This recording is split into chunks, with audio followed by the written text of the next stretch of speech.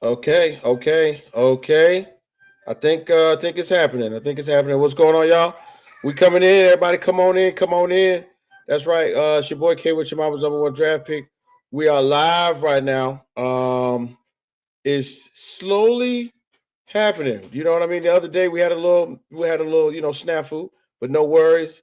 This is what we do. We bring it right back to you here on the Record Sports Crew. Now, normally it's a Tuesday thing. Nah, I know. Normally it's a Tuesday thing, but we had to do Wednesday. Your boy had to do some family stuff. My wife's birthday was Tuesday. Big shouts out to my wife, Shalisa, celebrating her we can't say which birthday it was, but it was a birthday, y'all. And so, I had to do the right thing. I made sure I focused on that. But of course, we're back in the building. Let's go ahead and get into it since we missed yesterday. I actually want to start off by bringing this guy in, a good friend of mine. Me and him talk pretty much maybe 2 or 3 times a month just to talk about a little bit of something we love called MMA. That's right, the sport of mixed martial arts. And this past weekend was UFC 320, where we got a chance to watch the rise and fall of multiple fighters that we really care about. And I'm gonna have bring him in just so he can tell you all about it. Once again, guys, you know him. If you've been on Twitter and if you've seen me have these conversations about MMA, then you've seen exactly what I'm talking about. So I'm gonna go ahead and bring him up, man. It's UFC 320 with my guy Rob. What it do, Rob? What's up, Whit? How you doing? Hey, man, first of all, thanks for joining us. I know it's your first time in, but me and you, we kick it quite often. Weekends, especially, are our time to just fan out, to talk MMA, and we do it in a space that you create just about every it's not just for pay-per-views but for pretty much every live event, whether it be PFL or UFC. You do it maybe, and also for BKFC as well, on Twitter/X, bro. This is your thing. Like, when did you start really getting into the MMA? And then we'll jump into 320. Well, dude, I can't go any further without giving love and holy lahanau. Happy birthday to Mrs. Whit. So I'm not skipping that. And then thanks for that great introduction, bro. And it's been a pleasure to meet someone like you over the time that we've known each other through X. And the good things that come from the internet, because a lot of crazy stuff. But with that being said, to answer your question, the spaces, I'm proud to say, is closing in on year 5. I have the longest running weekly space on the platform, and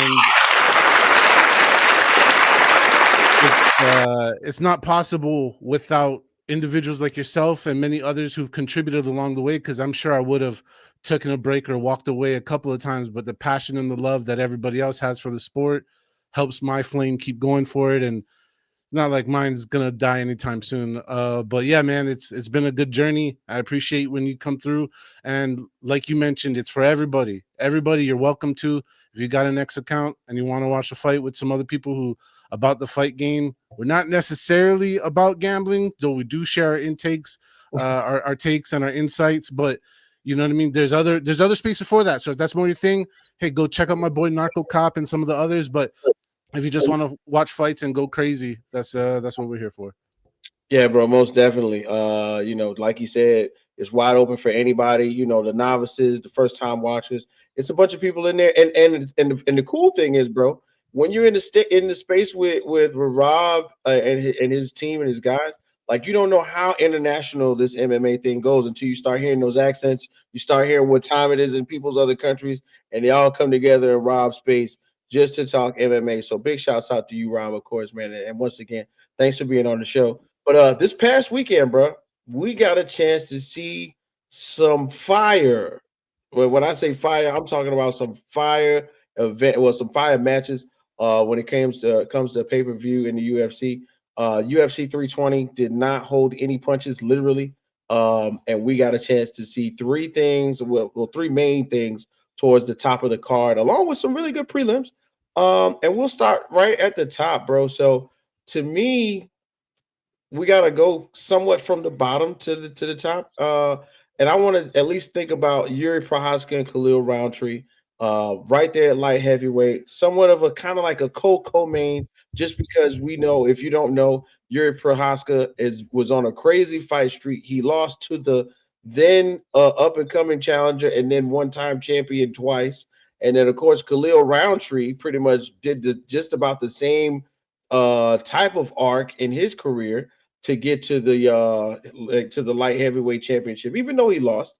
My idea is this was one that I had to keep my eye on because we all know Khalil Roundtree and Yuri aren't the two guys that are going to wrestle. From your perspective, bro, what was the highlights of this first match of three that we'll talk about real quick? Man, I want to jump in with you and say this fight, arguably, if the other two fights weren't world title fights that had so much leverage on them as far as popularity goes, this could easily be a headline of another card. This Mhm. could have, I think this fight could have headlined any other event. This was so damn good. Now, the pivot point of the fight itself was what a lot of people don't want to give Yuri credit for because he's so unorthodox, so uniquely his own character. They look past his intelligence and his fight IQ mid-fight to make the adjustment, reading that when he threw the kick to the middle, that there was no answer for it, and it immediately affected Roundtree. He just almost started doubling, tripling up on it, and then the flood of the body attack came in and changed the entirety of the fight. Yuri was in bad straits before that, making some interesting choices as he does, and then he made the critical adjustment. And Mr. Roundtree, who I have much respect for, and I cherish the picture with you, me, and my dad that we took together. But that's not the point. The point is that Yuri found a way in a very tough situation and showed how truly smart and clever he is, at least in the cage. You can say what he wants about his character outside, but inside, that guy is a top elite warrior. I lost you, bud. Yeah, most definitely, man. It was a big thing for me to see Khalil Roundtree go in there and somewhat dominate those first two rounds. In that third round, bro, everything changed, and the unorthodox style of Yuri prevailed. And somewhere in there, I think you were in the space where you were on in the chat with myself, Bobby Blunts, and my guy Nick Botkins on head kicks and haymakers just a minute ago. When we think about what is next for Yuri Prohaska, it's only going to be worth anything if he goes to the title. But we'll talk about what may happen for the title next, right? Yeah, I don't. I'm not one to like in this era, especially the way TKO operates. I'm not one to leverage everything as a title or nothing. Mhm. He seems to be a man based on pride and honor from his stand in Japan. So that is like more of his internal. What I don't even think it needs to be for the title. I think he just wants to fight Pereira. I don't care. I don't think he cares what the prize is on the other side of it. That's his true goal inside of his soul. It seems to be very apparent to me. Now, as far as the matchmaking and all this other stuff, I got to go backwards half a step to the week prior with I'm blanking out with Oberg. Yeah, and that result, because I'm, a little bit of old school still stuck in me. I like clear, definitive number one contender fights. The UFC in very recent times has shown a new formula where they create two possible number one contenders. They basically stack the cards right next to each other, and they create a scenario where, based on performance, based on perception, based on the result of the title fight, then the number one challenger is selected from the results, which is mighty clever. I got to give him that. But it also, takes away from the prestige of a number one contendership. Maybe that doesn't mean anything in the UFC.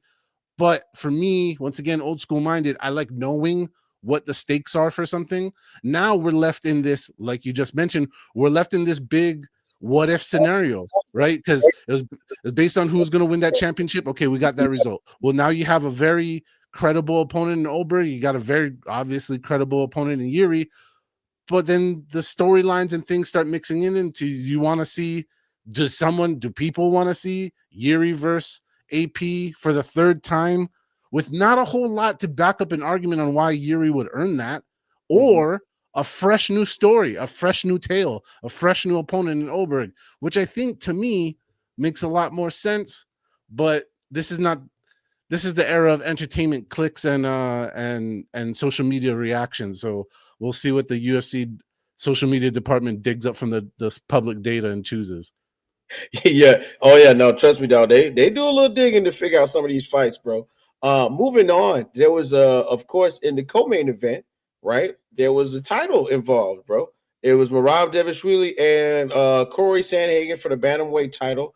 Merab, of course, by unanimous decision, defeated Corey Sandhagen. And in 5 rounds, what did we see from Corey, and what did we see from Merab, in your opinion? I thought we saw just incredible heart and fortitude from Sandhagen. He applied himself well in some of in the striking. I think in round 1, the way he was working was like the recipe. That was the recipe. Like, you got to stay long, you got to stay moving the feet, but that's hard to do for 5 damn rounds. But he gave us a clue. And I also think on Merab's side, when you have the air of a great champion like he is, and other champions who've dominated their division, the formula or recipe to defeat that champion doesn't come with one fight. It comes in small pieces. So there was a little clue there from Corey. Another thing Corey did much better than a prolific wrestler in Nurmagomedov, and not anything, and way better striking element and footwork than Sean displayed, was getting up. So those are the two. Whatever the heck the person might be able to dethrone Merab, he's going to have to be able to move them feet like Corey did in the first round, and be able to get up off the ground for 5 whole rounds like Corey did. Now, was it still in a losing effort because Merab is that dude? Yeah. And for Merab to literally, I know that the commentator was glazing a little bit by saying he was nonstop the whole time, but I'll agree. Like 97% of the time you're on the throttle. That is so impressive. And I don't know how the hell anybody beats that. Yeah, man, it's gonna be tough no matter what. Shout out to the kids. It's gonna be tough no matter what, in my mind, to see Merab go through what he's been going through, and somehow, some way, have that gas tank, fight 4 fights in a year. It's a big deal, and nobody else can really to match that power and that tenacity. Now, for me, I give Corey 110%. Like, he went out there and he did his best, but was he quasi shaken when the Matt and him got together like too many times? I think so. When he really got in there, when Merab started doing the Merab thing, I think it took a lot out of him. And it's been said many a times, man. All your game plans go out the window when you're punching in the face. And in cases of how Merab does, it's not even getting punched in the face; it's getting put down numerous times, man. And I'm sure that by the 3rd or 4th round, and he's just managing to pull you down, it's got to suck all the life out of you. My man, I want to jump onto that, because it's not just how many times he got taken down. It was the variety of which the takedowns were coming as well. I saw no less. I kind of lost track after 7. I saw no less than 7 different takedown variants to put him on the ground. Now, I do want to say that Corey seemed to kind of hit that wall mentally, not physically, because he kept getting up and still applying himself. But after that 3rd round, in the 3rd round break going into 4, his facial expression and his body language completely changed in between rounds. After round 1, you could see he was game. Number 2, he was still game. But came round 3, it was like, son of a bitch, like, I don't have an answer for this. You could almost see it on his face. And though his body wanted to do, the mind didn't have anything to apply. And that's just ended up being the game. Yeah, man. Just like you said, his body, his mind wanted him to do it. His body could not, man. Especially with Lil Merab Dvalishvili, the Georgian machine, dragging on your hips for 15 and a half minutes, just about, man. That's got to be insane. And then last but not least, bro, the main event, what we've been waiting for just about half a year, to see the return of Alex Pereira going up against his the only person to really give him a challenge in the ring, Magomed Ankalaev. Of course, Ankalaev claimed the title from Alex Pereira earlier this year, and we all knew this one was going to be different. But in terms of how different it was, tell the people what we got a chance to see, just in case they didn't see it. I mean, it was 90 seconds of one-way traffic. It was nothing like the first fight, which surprised me a great deal. I'm sure it surprised the shit out of Ankalaev even more so. But I was actually prepared for a 5-round affair. We got 90 seconds of awesome, plus a little meme at the end. So, I mean, what can we say other than he crushed it? Great job. But I do have some problems, man. I have some problems with the narratives and the stories and the one, like, I'm cool with bullshit as long as the bullshit's applied to everybody. I don't like when it's partially mixed and stuff. So what am I getting at? What am I getting at? So after the first matchup, Pereira was sick, right?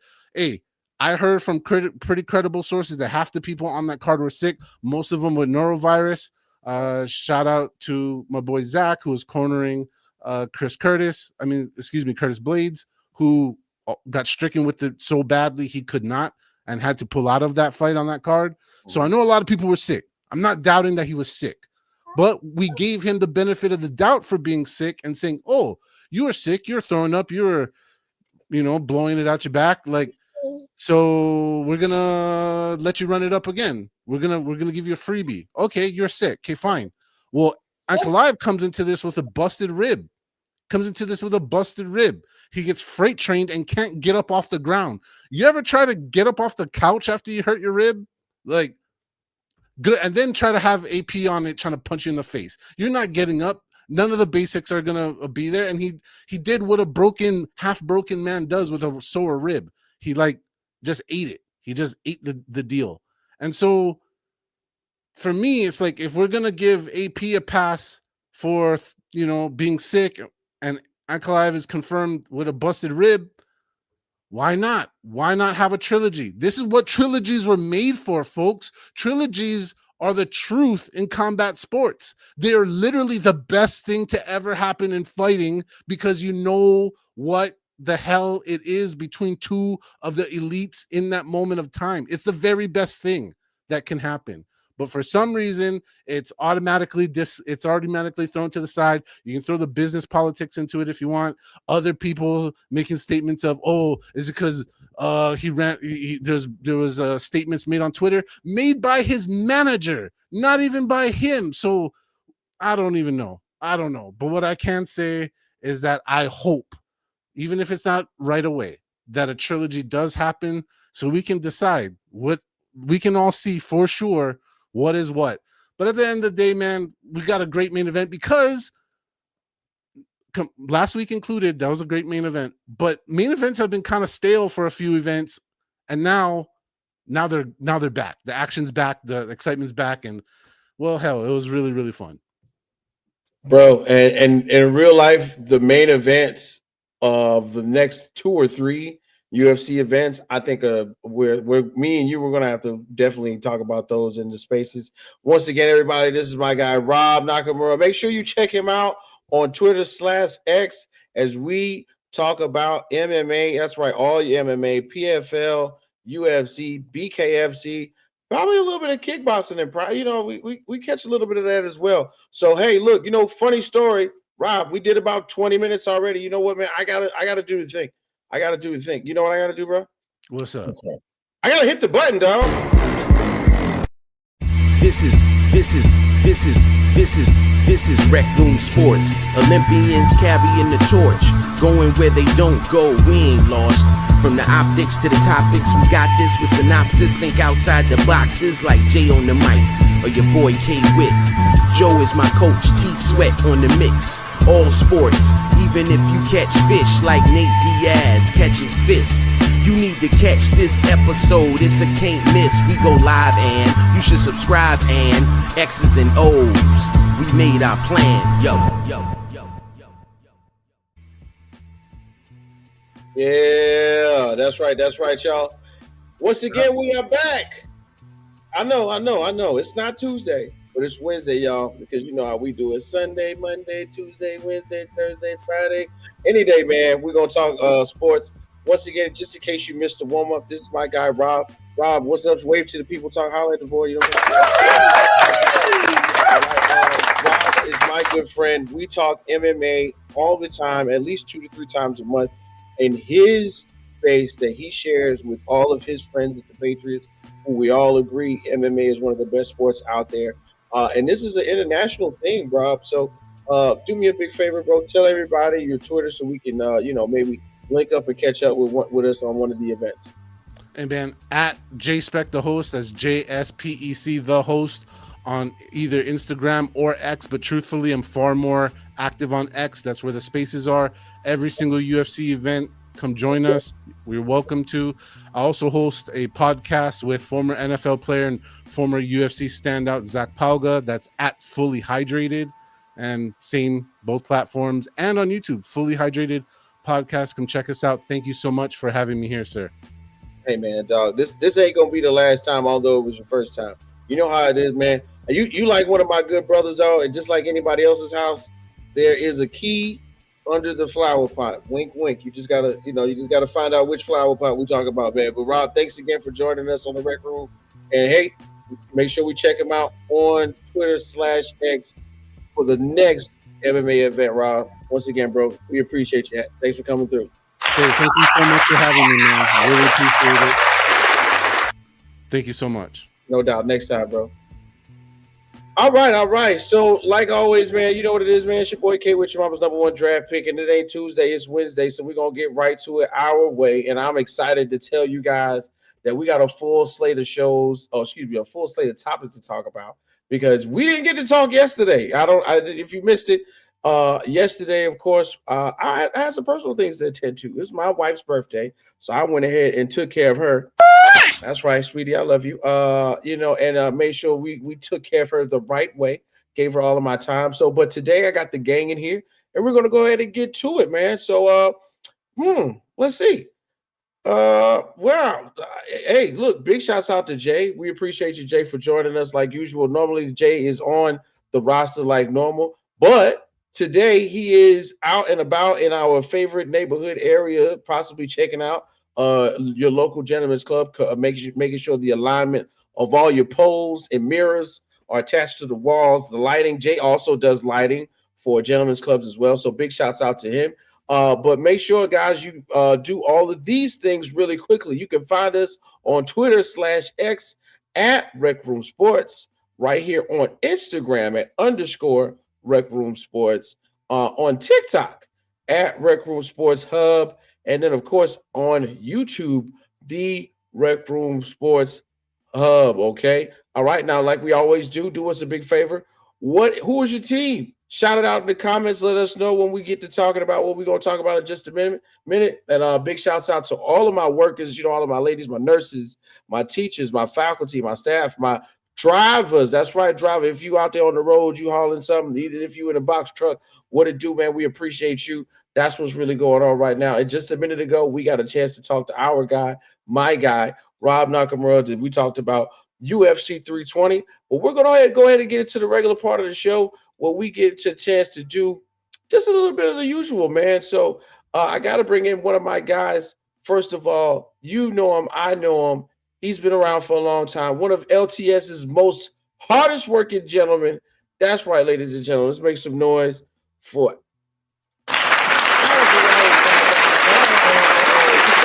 we starting early, Alan?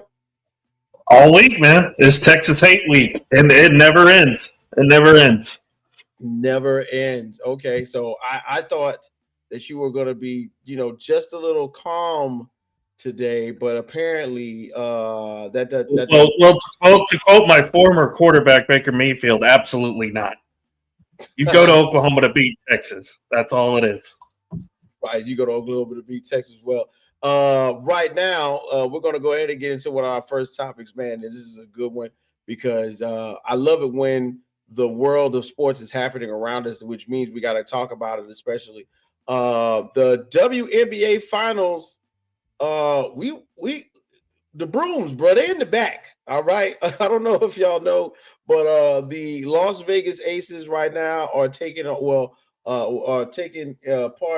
the Phoenix Mercury. I believe the game just They ended did.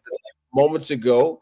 And it looks as though Yeah, the 90-88 win. 98, it looks as though the Phoenix Mercury are doing their best to hold off the Las Vegas Aces from just one more win as we get ready for a possible sweep. That's right, 4 games in a row won by the Las Vegas Aces. So what's next is my big question. Um, at previously, man, we saw the Aces deal with some adversity. Um, it was one of those things where the season kind of crept into a frenzy. The other teams around the league were doing well. The Aces kind of got put to the back burner, but then I believe they pulled off a 16-game win streak going into the playoffs, and then the format of the playoffs kind of helped them definitely in their favor as we started off the best of 3, then the 5-5, and then of course this is the finals of the 7-game series. And now we have come to almost, not necessarily with there, but because we don't want to count the Mercury out, but we are almost at the conclusion where the Aces and Mercury will go to a pivotal game 4. Now, Alan, you are a sports connoisseur. You know, Alan, when you down 3-0, there's not very much you could do from the standpoint of coming back in the case of the Phoenix Mercury, is there? Not really. I mean, especially when you have a team like the Aces who are basically on a mission right now. Everybody at the beginning of the season, there was talk, is Vegas done? Are they even not going to be in the playoff this year? And then an unprecedented second half run, they get into the postseason.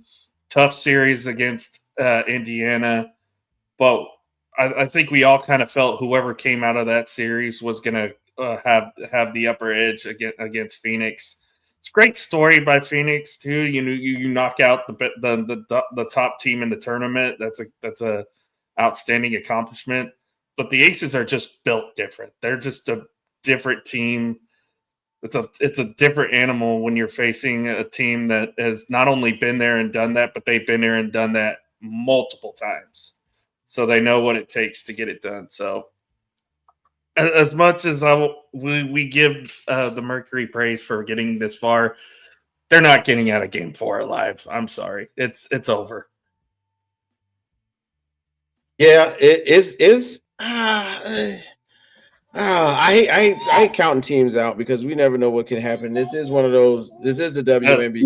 The fat lady is warming up. She's getting her pipes ready. She's got to make the trip from New York though, because she just got done dealing with the Yankees. So, Lord, she's making the trip to Phoenix to warm up and get ready for her swan song. Yeah, and in real life, we got to just give it a little bit of. Thank you, buddy. I appreciate you announcing who's actually doing the stream right now. We got to give a shout out to a couple things, right?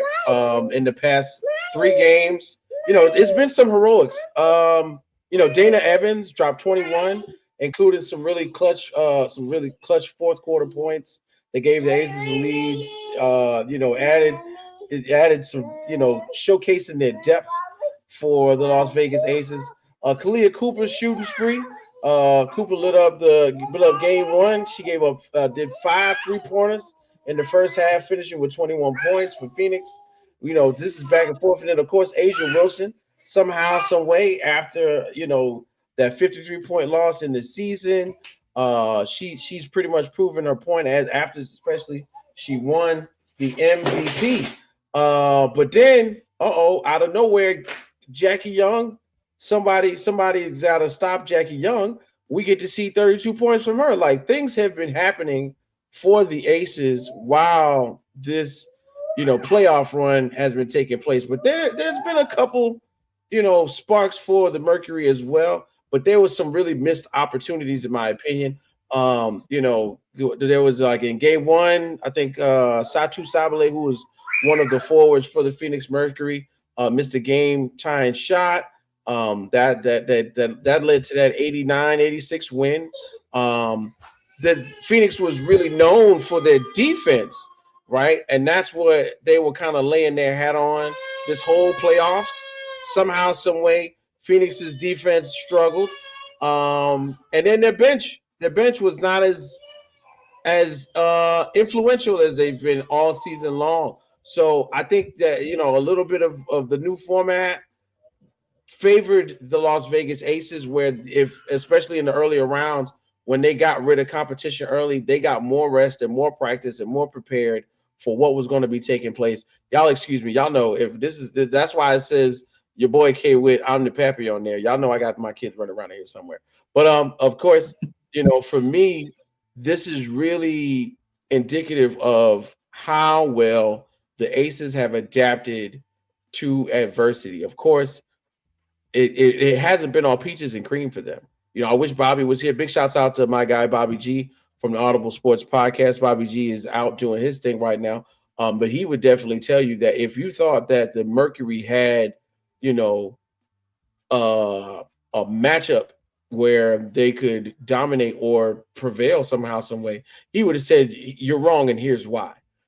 Asia Wilson and the Las Vegas Aces revamped their lineups, really, in my opinion, to face a team like the New York Liberty. That's why they got Jackie Young. This is why, of course, their lineups, kind of changed and centered more so, focused more so around Asia being a facilitator. And this year, it was an opportunity for the others on the team to step up. And when it happened that they don't have to face the other quote unquote best team in the WNBA, they can beat anybody, and it just so happens that that the Phoenix Mercury are running to the buzzsaw that is Las Vegas Aces. And I don't want to take anything away from Alyssa Thomas and her greatness in the league, in the W, as she has put on clinics year after year after year in assists, in rebounds, and in defense. But this is a well-built, well-established championship team on a run, and it is hard to knock the Las Vegas Aces train off of the track right now. There's a reason why they've won so many championships so far. They have the championship pedigree. They have the team makeup. Asia Wilson's playing on a whole nother level. There's a reason why she's the MVP right now. It's going to be hard for any team, let alone a team. I think even if it was Minnesota in this spot, I still think the Aces would be dominating right now, because this team is just on a whole nother level. And when they get going like they did towards the end of the season, it is hard. It is, like you said, it is hard to stop them when they start get going. And it's not just Asia either. Other players have stepped up and had big games. So when you got a team that's playing like a well-oiled machine, and there's no flaws in their game coming up to this point, it is so hard. So it's like any chance you get, like you said, you got to take advantage of those opportunities when you can with this team. Otherwise, they're just going to put you down in 4 games flat. In my mind, one of the biggest things in the offseason that really took place for the Aces was the addition of Jewel Lloyd. Jewel Lloyd, to me, and once again, and I could be wrong, and I kind of was just, Nostradamus in this thought process. Jewel Lloyd was brought on there to kind of counteract if the Aces had to go against Sabrina Ionescu. Jewel Lloyd plays defense. Jewel Lloyd is great on the ball. Jewel Lloyd fights really hard around screens, which they love to do in New York.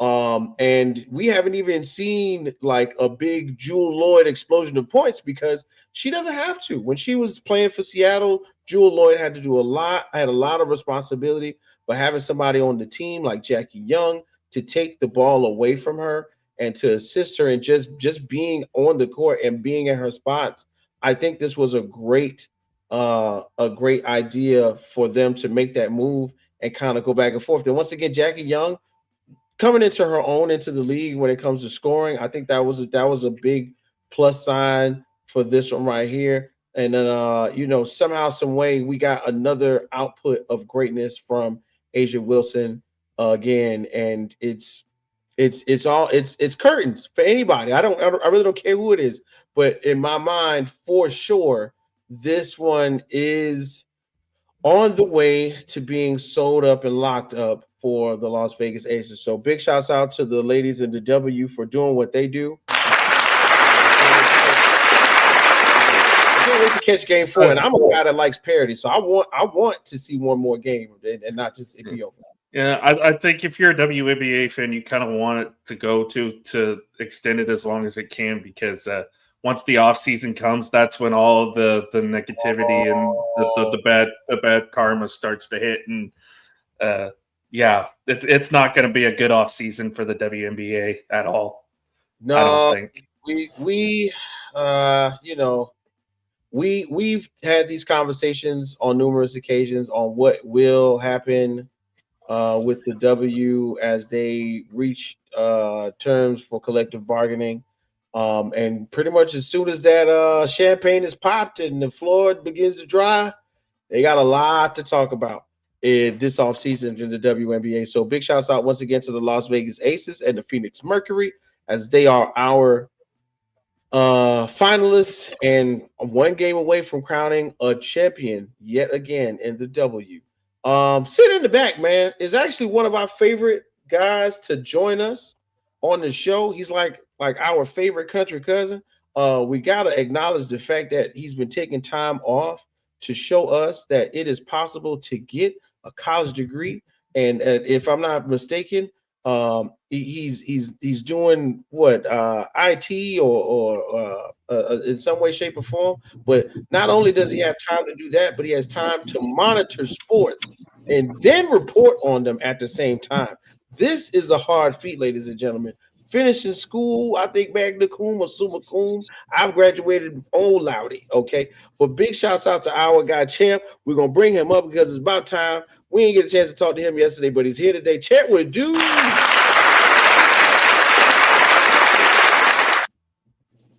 Where my Georgia Bulldogs at?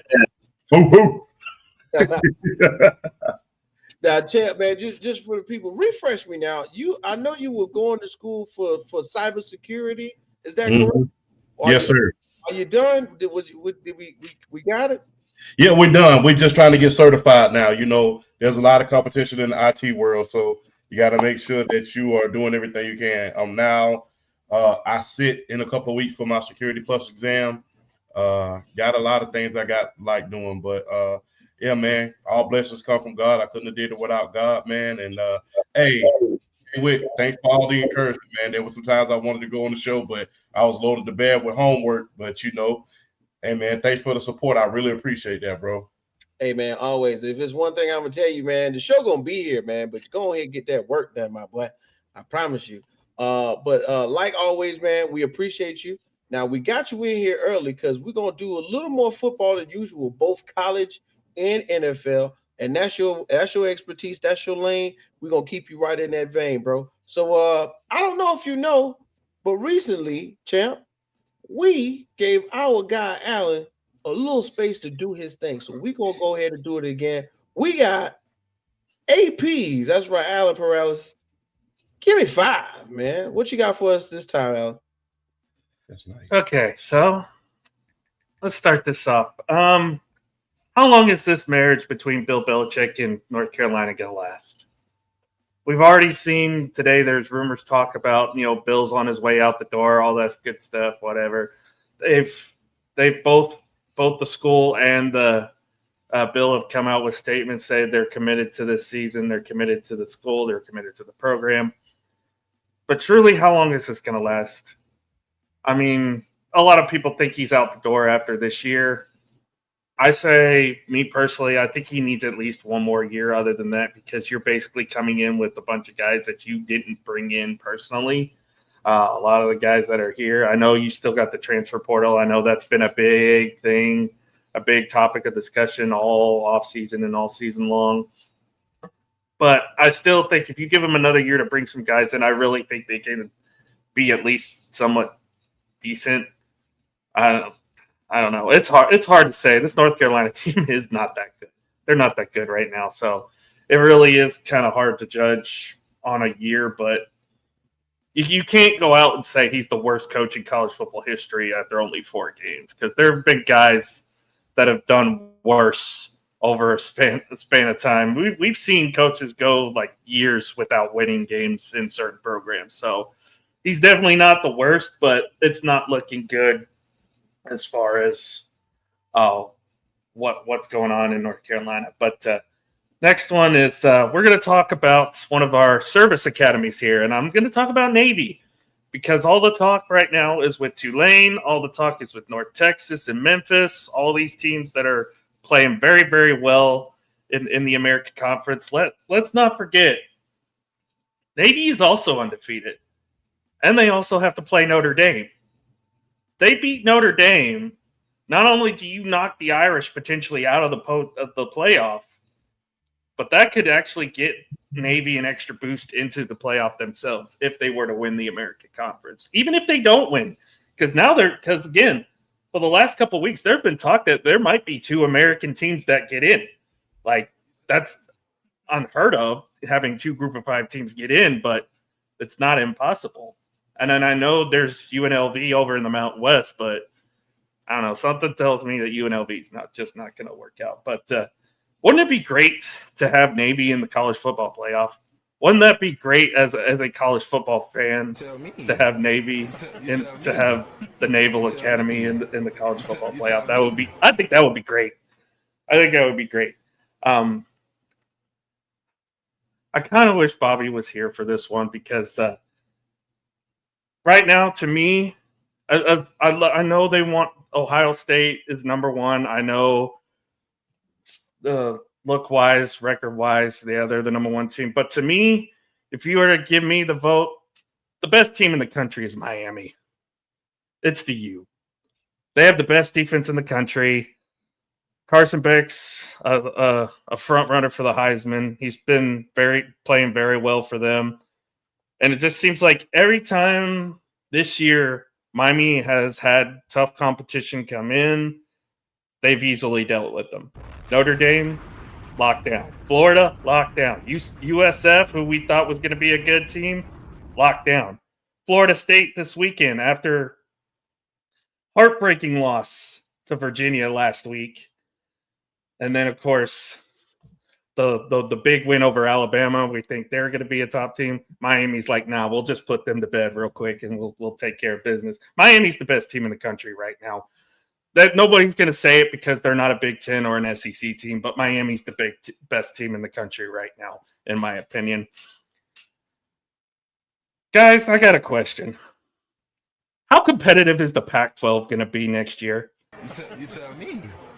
You tell me. Because Washington State, I think, only has 1 or 2 wins. Oregon State is 0-6. You're getting a bunch of the state teams coming in next year: San Diego State, Fresno State, Boise State. Is this conference going to even be competitive? Maybe in basketball it will be. Maybe in other sports they will be, because Oregon State's a really good baseball team. And then in basketball, you're going to get Gonzaga in the Pac-12 next year. So that should be a fun conference in basketball at the very least. But football-wise, you're getting some competitive teams in there. I just don't know if it's going to help out. I just don't know if it's going to do anything for some of these new teams moving in next year, especially with how bad Oregon State has played this year. They are awful.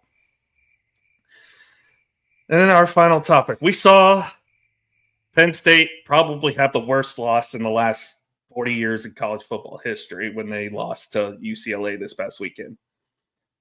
Texas goes into the swamp and lays an egg there. Florida State, we mentioned them earlier. Do any of these teams, any of these 2-loss teams, have hope getting into the playoff this year? I think if you asked me, obviously Notre Dame's the best chance, because if they run the table, they're basically in. I don't see Texas getting in. Now because you look, I know they have a somewhat decent SEC schedule, but you still got a great Oklahoma defense that you have to play this week, even if John Mateer doesn't play, which he's probably going to play, let's be honest. That's going to be a tough game. You got to go to Georgia, which, as Champ knows, anybody that goes to Georgia always has a tough time. And you got Texas A&M at the end of the year. There's a good chance this team may only get 6-7 wins this year. So I don't see Texas being a playoff team. Florida State, I'm kind of the same way. They might have a puncher's chance, but there's a lot of decent good to decent teams in the ACC still. And let's not forget, Georgia Tech's got a cakewalk of a schedule in conference play. They're more than likely going to get into the ACC championship game. So I can't see Florida State either. There are some other teams that have one loss now that you look at their schedule, or even some undefeated teams are like for example, my team, Oklahoma, Texas, Ole Miss, Alabama, Tennessee. That is a gauntlet of an SEC schedule. If you somehow come out of that schedule with 2 losses, congratulations. You're one of the best teams in the country, in my opinion. But yeah, there's a lot of determination. I don't know when the first CFP poll comes out. I think it's either next week or the week after. But it's going to be interesting to see where they have everybody placed at and who they have in and who they have out, because that obviously it's going to be a big topic of discussion when that all happens. Yeah, if I'm not mistaken, Alan, man, let me jump in on this one. I believe the first polls come out the week of Halloween, going into, like, of course, that Thanksgiving fall schedule, when, of course, the competition will be ramped up a little bit. This for me was a really good give me 5, Alan. Bill Belichick's resume will forever be cemented in the NFL, but God dog, win a game in North Carolina. I tell you what, dog, and then Champ, you probably could follow behind me because you live on social media platforms with your analysis of games and things. When you scrolling down your TikTok timeline or your Instagram timeline after these losses, it seems as though the consensus of the campus is like, y'all thought that he was going to win immediately? Hell no. Nah. And it's crazy to think that, Bill Belichick, of all people, couldn't go and turn around a college program. Somewhere, we should have saw this coming, right, Champ? I'm just going to be very, very honest. I'm just going to be very, very honest at this point in time. When has a coach came in and automatically just changed the program right off the rip? It hasn't happened. We live in this social media age where everybody expects for you to come in and make grits in 15 seconds. It doesn't happen that way. If you look at all of the legendary coaches throughout college football history, starting with Nick Saban. Nick Saban didn't go to Alabama and automatically win. Lou Holtz, he didn't go to Notre Dame and automatically win. Howard Snellenberger, he didn't go down there to University of Miami and automatically win. The ironic thing about Jimmy Johnson, he only lost 5 games when he was at the University of Miami. He lost 3 his first year. When you think about some of the legendary coaches from their respective programs, none of them, the first year was always the most rockiest.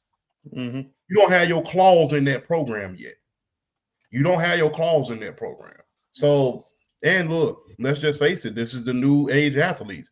This is more about branding. This is more about, things like that. And if you really want me to be honest with you, outside of Lawrence Taylor, Julius Peppers, just to name a few, North Carolina's a basketball school.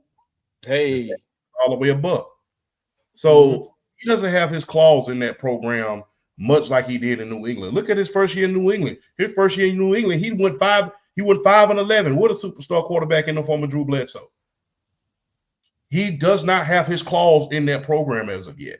Not yet. No. I mean, you got to give us some time. We live in a micro world where we expect everything just to work out quick, man. Look, you got to think about, I'm going to quote the great Kurt Franklin. I'm going to quote Kurt Franklin on this. You remember mom used to get everything the night before. She used to season the collard greens. She seasoned the grits. She seasoned everything and let it sit the night before.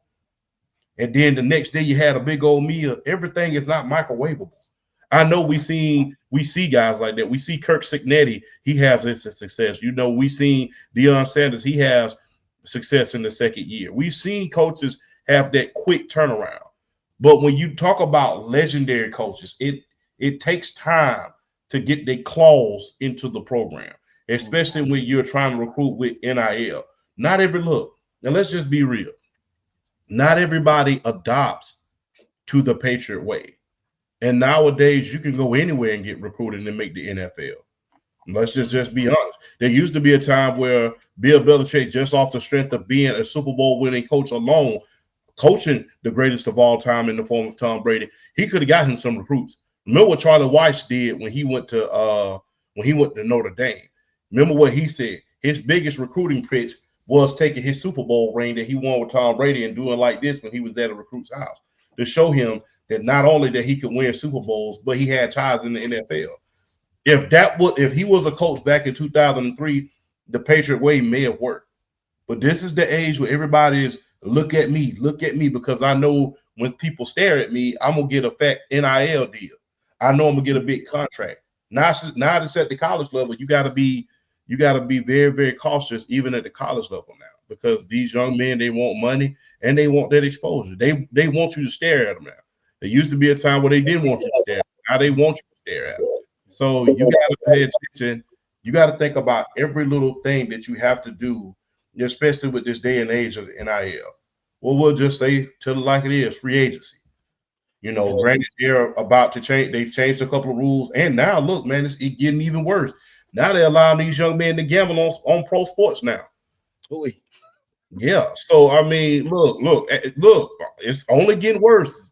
The young men and women are getting a whole lot more spoiled. So yeah, now you got to deal with gambling. Now you got to deal with NIL. Now you got to deal with wanting to be a celebrity more than a coach, more than a player. So, and if you look at Bill Belichick and Bill Parcells, he came from that coaching tree of Bill Parcells, but Bill Belichick also coached in Baltimore, the Baltimore coach with Ted Marshall-Broder. Those guys, Bill Belichick, Ted Marshall-Broder, and Bill Parcells, they're very, very no-nonsense guys. If you really, really look at it, the only two Hollywood guys that he really had his entire time in New England was Tom Brady and Gronk. That was it. Other than that, he really didn't have those Hollywood guys. So now you got to deal with a bunch of Hollywood guys asking you for money. And guess what? They want branding deals, not to mention people are already talking about some personal things that's off the field. So you got to deal with a hell of a lot more distractions than you did when you was in New England. New England, small market, although you're a Super Bowl winning coach, they don't expect anything from small market teams. Let's just keep it a buck. They were the underdog that became something. Now you a big dog. Now you got to go in there and build something. And look, if you win, good. If you succeed, just as well. But if you fail, then you end up being the Phil Jackson of football. Listen, man, you said a mouthful there, man. I had Phil Jackson in my mind as well. When it comes to college football, that is a great comparison because, of course, Phil Jackson, all the success in the world with Michael Jordan. Phil Jackson, all the success in the world with Scottie Pippen, Dennis Rodman, and the boys. Then Phil Jackson, a million times more success with Kobe Bryant, Samaki Walker, and Shaquille O'Neal, and Derek Fisher, and the list goes on and on and on. But can you turn sugar water into flavored Kool-Aid, sir? And it looks as though it's going to take we need a little more sugar.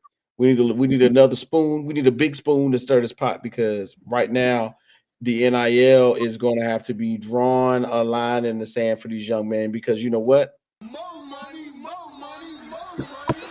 And this is exactly what they want, bro. We need boosters in the seats so they can see how bad the product is, so they can begin to cut those checks. And another thing is, I don't know, and we're gonna kind of move on after this. I don't know how. I don't want to say it the wrong way. I don't know how engaging Bill Belichick is in your living room with your mama. You know what I'm saying? He don't seem exciting to me, like to come into my house and talk to y'all see where I'm going with this? To come and talk to me at my house with my mama, and you going to tell me that I'm going to come there. Besides the fact that you have the NFL ties, which could, if the team doesn't do good, that means I might still get drafted in the 5th round. the 6th round, the 7th round. I might make a practice squad because you can make a phone call for me. But if the team is not doing well and the eyes are on us, then we are not going to be where you said I was going to be. And then secondly, I want to throw this up there, man. I like this with the you reign supreme. This right here is one of those things where I gotta give a shout out to Jay. I gotta give a shout out to Bobby. I wish they were here on the show so they could talk about this Miami team, because right now this is one of those things where the cake has been baking for a long time. Okay. The undefeated and ranked number 3 Miami team is crazy to say. They're 2 now. They're number 2 now.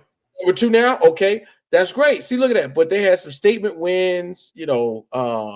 Florida State rivalry. We already know what that is. And to take them out, that's a big deal. When you talk about Miami and their resume, it still could use a little bit of work, but that's great. The thing is, FSU started strong with the win over Alabama. And when you think about it, when beating Alabama, it doesn't mean the same thing anymore. But when we saw them beat Alabama, and then we said, "Oh, they're going to go against Miami," we thought that was going to be the one. This was going to be the way that you kind of gauge how good you are. But are they Georgia good? I don't know. LSU kind of falling off. This is giving Miami this is the perfect time for Miami to bubble, if you will. And so I gotta give big kudos to you, Alan, for recognizing that. And like I said, I wish the guys were here, because right now the shakeup with LSU not being where they thought they were, Penn State having problems, Georgia taking the loss, Alabama taking the loss, Texas being abysmal to a degree. This is a great Gotta love it. Time for the ACC to rise up again in the colors of orange and green and slide on into a new relevancy of the U. And then last but not least, I wanted to throw this out there. The mix of elite QBs and breakout stars are somewhat in the forefront of the Heisman race right now. So we got to throw it out there. And the crazy point is, Carson Beck's name is in there, bro. You can't. There's no way we can, as much as we might not like him sometimes, Carson Beck's name is in there when we talk about the Heisman for what he's done thus far. We can't forget about Dante Moore, John Mateer out there in Oklahoma. Yes, Alan, I said Oklahoma out loud. Trinidad Chambliss in Ole Miss, Ahmad Hardy. These things are happening. Who are these guys? Let's make sure that you are keeping an eye on them, because 2025 is going to have a different array of players towards the end, because I don't think we've had a Indiana quarterback represent in the Heisman race, and he's going to be in the top.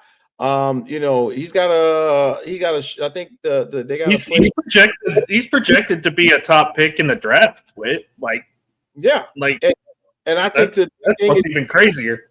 When do they play Oregon? Or just that way they could do the Dante Moore? This week. I think it's this week. Indiana, which kind of sucks for them because they're on at the same time as OU Texas, so nobody's going to watch that game. Yeah, because you're going to have your eyes on John Mateer. John Mateer right now is out there with 12-15 passing, 190 rushing. But hey, let's see. I don't know why the NCAA does this. One of those 2 games should either have been moved to an earlier time slot or moved to it. They're not going to move OU Texas to a night game. They've never done it. They're not going to do that. That was Red River rivalry at night. Boy, that would be fire. And then it's a tradition because it goes on during the state fair, Texas, and people want to go to the state fair at night, so they don't want to put OU Texas at night. Okay. Although it would be a pretty cool sight, but it's the state fair stuff. They don't want that to happen during that. And I get why they're doing Indiana, Oregon at 2:30 because it's the Big Ten matchup of the week that they're doing on CBS. So it's just unfortunate that it ended up the way it did on the scheduling. And I would be remiss if I didn't throw in the defensive player. Champ, you like defensive players, don't you, Champ? Yes, indeed. Okay, so we got to talk about Ruben Bain Jr., the defensive end, straight out of Miami, possibly slated to be one of the top 5 picks in this draft. I don't know, but it's it's an opportunity for us to say, hey, look, Charles Woodson went to the dance and won. Somebody else from the defense has got to get up there. And right now, I think there's like 20-something tackles. He got that big interception. We saw that as well. So Reuben Bain Jr. Is leading the defensive charge for the Heisman consideration as well. So, Alan, man, thanks again for your. I'll mention. I got two more things to mention real quick. Throw it up. Coming into this year, Mario Cristobal and James Franklin were the same coach. They were the same expectations, same knock against them. Only one guy has shown up in big games, and that's been Mario Cristobal. Yeah, it's unfortunate that he gonna drop the easy one this year. Mark my words. James Franklin do it every year. I do have to ask Champ real quick. How you feeling about your Bulldogs right now? Yeah, talk about them. I feel pretty good. The offense is clicking. The only thing that I don't like is the pass rush. This is not that stifling defense that you are used to seeing from Georgia. This is not that back-to-back championship winning team as far as defense is concerned. We're not getting to the passer quick enough, and a lot of times, some of the times we get burnt on the back end as well. But I'll be very, very honest with you. I'm feeling better about the offense. We can keep up with pretty much anybody at a certain point. A couple things go right in that Alabama game. We end up winning the game, but more victories of a minor league coaches at this point. But Gunnar Stockton is a hell of a lot better than people thought he was. And I believe that now that the receivers found a way to catch, because remember, people are going to sit around here and blame Carson Beck all day and say, well, Carson Beck was not that good. No, he was a damn good quarterback, just like he is this year. The thing is, we led the league in drops last year, and we dropped the ball in critical situations. So no knock to Carson Beck. And look, let's just be real. Coach Bobo was not running his playbook with Carson Beck as he is right now with Gunnar Stockton. Let's just keep it all the way 100. If you look at it versus last year, the way it is this year, it's a lot more explosive plays going downfield, a lot less. And the thing is, what is Georgia known for? We're known for running the ball. We out there airing it out like a ceiling fan every single game. So it's a lot less conservative, a whole lot more playing to win, and a lot less playing not to lose. So Coach Bobo has just let go the reins and say, hey, let them have it. Let's go ahead. Let's let it loose. And the same thing had to happen to Carson Beck when he went to Miami. They had to let the reins loose. And he's putting up Heisman numbers at this point. So for the people who are going to sit around here and say, we're a lot better off without Carson, don't play yourself. Keep it all the way real. Coach Bobo didn't have a lot of faith in those receivers, so he took the conservative route on a lot of situations. You saw what we can be. You saw what we can be last year as far as with Carson Beck when we played in that Alabama game, regardless of him throwing those interceptions. He was able to bring us back, and we was able to go toe-to-toe with him until Ryan Williams just broke loose. So, yeah, I mean, I think Georgia's going to be good this year, but we got to figure out a way to get that pass rush fixed, because if we don't, it may not hurt us right now, but it's going to hurt us eventually. We make it in the college football playoffs and on down the stretch.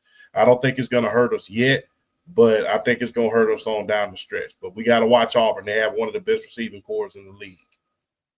I mean, Auburn's got a good receiving core, but the thing is their offensive line is trash and their quarterback holds onto the ball way too long. So you might get a good pass rush I was this week. just about to say Auburn's not holding up like they used to. And normally, dog, when it comes to Georgia, the thing is year after year after year, you got first-round defensive linemen taking off in the first 30 picks. So it's tough, and it's tough to rebuild and restock every year. But that's what we know Georgia for technically. Now, guys, check this out, man. We did a great job. We've already gotten through the first hour. So big shouts out to you, gentlemen.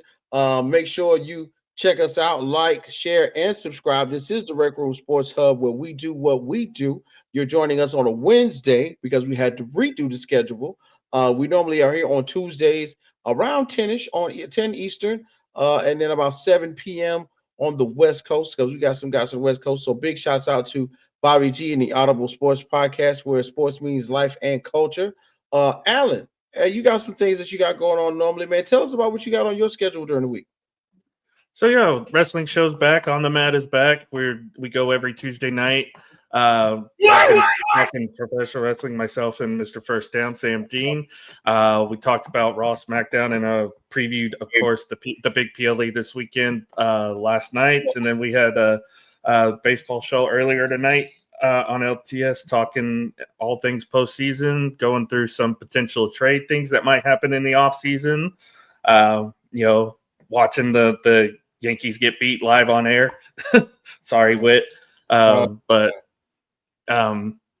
it's all good. And then we got Lock It In here on Rec Room every Saturday and Sunday.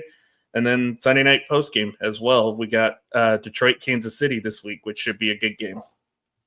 All right. And then, of course, chat, man, you guess in the house, but you kind of like guess who. You know what I'm saying? So do me a big favor, bro. What you got going on the docket? Because I know you all over the place, man.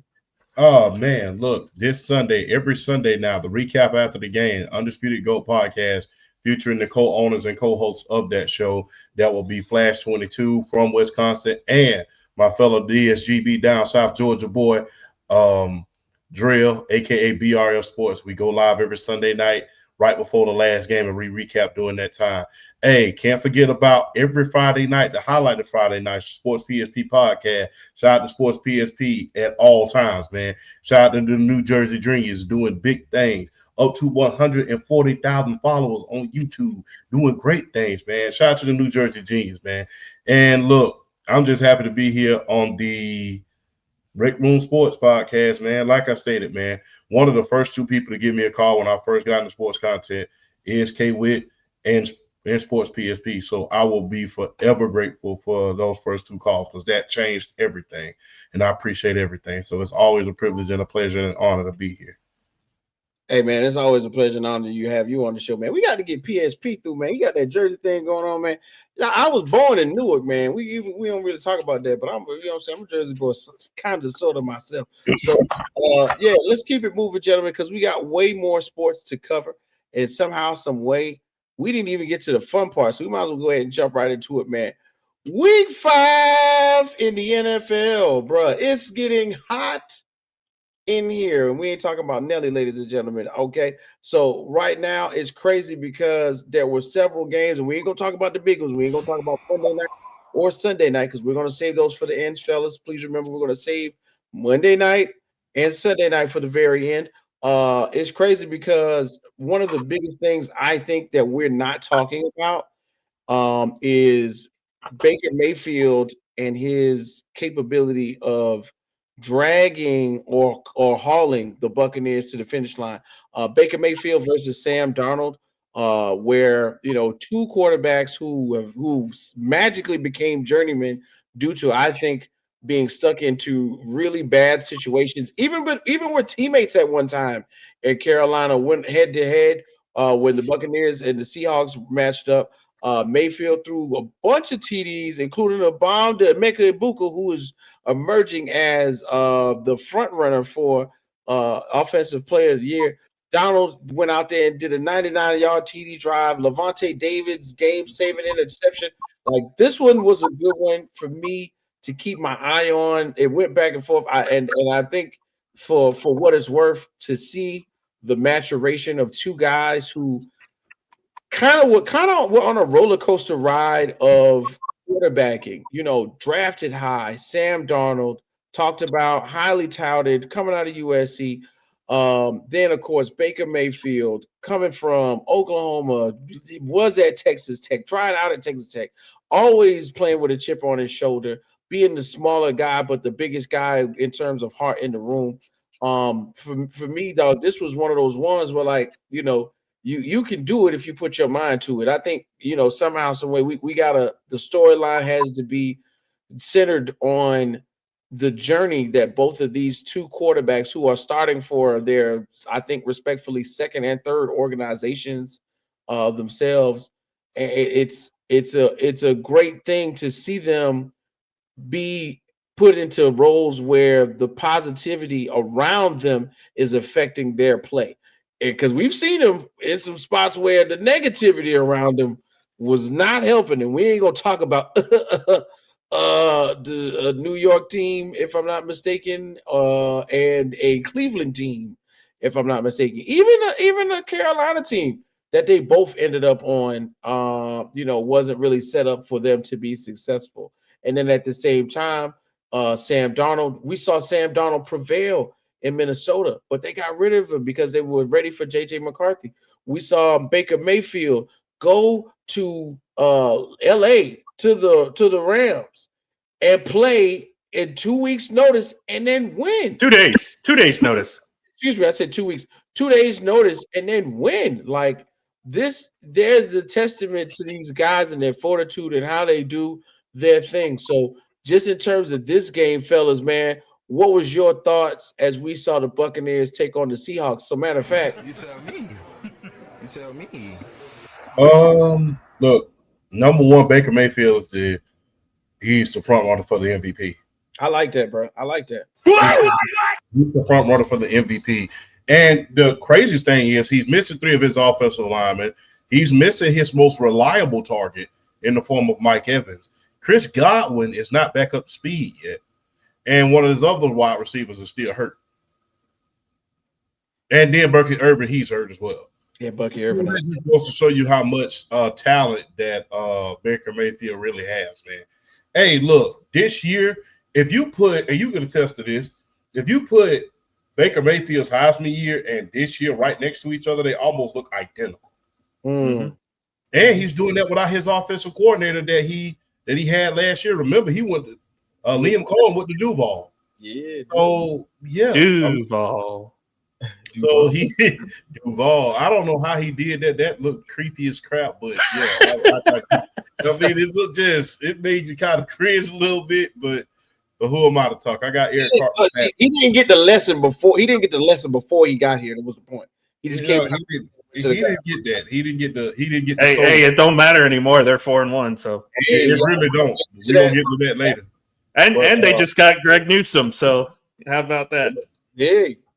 Yes, indeed. They're doing big things. Look, those two guys. Look, I'm going to elaborate on this just a little bit. I'm going to go on a 30-second little thing of mine. But this is why. Look, Sam Darnold, Baker Mayfield, Daniel Jones. This just goes to show you that coaching matters. Coaching matters. What? In the league. What? Coaching matters. Nobody greater than Bill Walsh showed you. I draft players to develop them and show them what they can be in a few years. He did that with Joe Montana. He did that with Jerry Rice. He did that with nearly every single player that he had. Ironically, with Charles Haley, he invented a position that didn't even exist, the elephant position. That's how far his development is. And ironically, all of his players outside of Jerry Rice, all of them were low-round picks. Mm-hmm. Most of those guys that he had on that team, outside, I'll say running light as well. They got taken in the second round on back. John Taylor, he was in the third round. Kevin Fagan, all of those guys. William Wallace, every last one of them. Joe Montana was, ironically, people these days think that Joe Montana was a first-round pick. He was drafted in the 4th round. Mm. In the 4th round. Crazy. So, and it was funny. They called Bill Walsh crazy for drafting Jerry Rice in the first round. Exactly. They called him crazy for drafting Joe Montana. You know, they thought that Steve DeBerg was going to start. But I digress. But look, coaching matters in this league, and development matters in this league, and taking your time with these quarterbacks matters in this league. It's rare that you're going to get a Dan Marino, a Peyton Manning, and guys that are already the final product. It's rare that you're going to get those guys. I mean, ironically, the greatest 2 quarterbacks of all time, the greatest 3 quarterbacks of all time, Patrick Mahomes, Tom Brady, and Joe Montana, they didn't play right off the bat. It took them a year or so to start. Lamar Jackson, arguably the most exciting quarterback of all time. The most exciting, I didn't say best, the most exciting quarterback, arguably of all time. He sat on the bench for almost a year behind Joe Flacco. You can throw Brett Favre in there. Brett Favre, Brett Favre, Aaron Rodgers. Now Jordan Love. Sat down.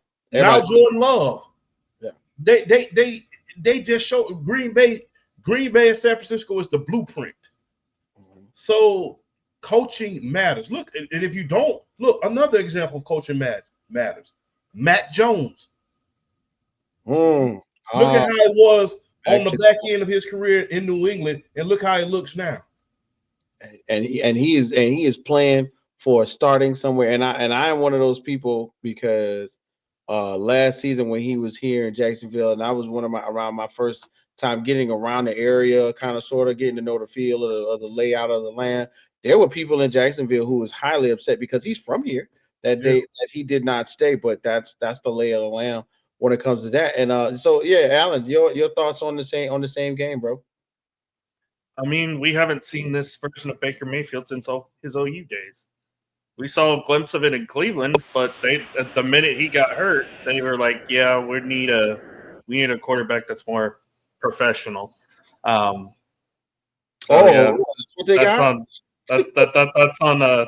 That's Cleveland's bad right there. But the minute Baker got to Tampa, they were already saying, "Yeah, that's a last place team," even with all the talent that they had. Right. Little did they know that Baker Mayfield was going to take that opportunity and run with it and become one of the better quarterbacks in not just the NFC, but in the NFL. And I agree with you, Champ. He definitely is the front runner for MVP right now, especially with all the QB injuries. If he's not number one, he's got to be number two. He should be number one. He should be number one. There's another quarterback that's playing very well that's probably up there too, but right now, to me, because of everything that's happened so far this year, how many comebacks he's had, how many comebacks he's led, and again, this is the Baker Mayfield we saw at Oklahoma all those years ago, and what he was. This is why he walked on 2 schools and became a star quarterback at both of those schools, at both Texas Tech and Oklahoma. Definitely. Because he's a leader. He's a leader by trade. Yes, can he act like a child sometimes? Yeah, that's part of his nature. But he's a born leader, and guys flock around him. Guys rally around him. We've seen the most serious person in the NFL, Mike Evans, actually rally around and support what Baker's doing in Tampa. And now you add a Mega Ibuka to that. Good luck, anybody in the NFC.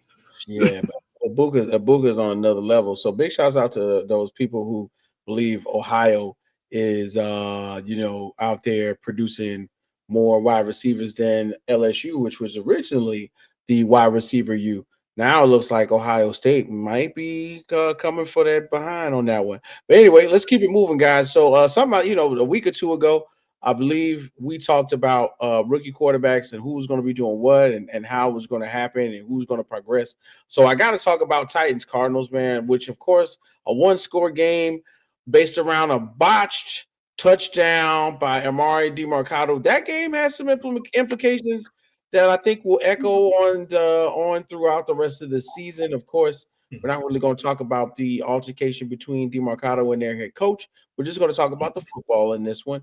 Unfortunately, DeMarcado on the way to a touchdown did what untrained, immature players do, and I'm saying that with respect for them because I think they haven't won very much.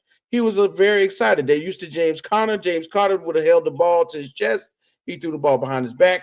Let's talk about Cam Ward. Okay, Cam Ward went out there and did the best he could to maintain the idea that he could win the game based around the throws he was making. And this is their first win of the season. They won in dramatic fashion.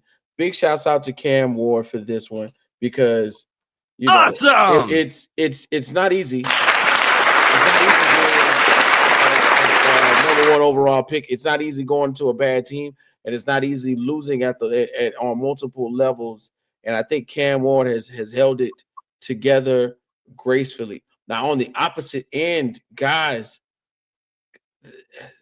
what can we say about Kyler Murray and the Cardinals and their inability to function at a high level? Is this one of those instances, Champ, like you mentioned, where coaching is mattering or is having an impact on what we are seeing on the field? Do we think maybe, I've heard other shows and other people who do podcasts make speculations like maybe this is a good time to think about trading and getting rid of Kyler Murray. We should empty the cupboard, as someone has said on multiple occasions, because it works, but then when it doesn't work, it looks really bad.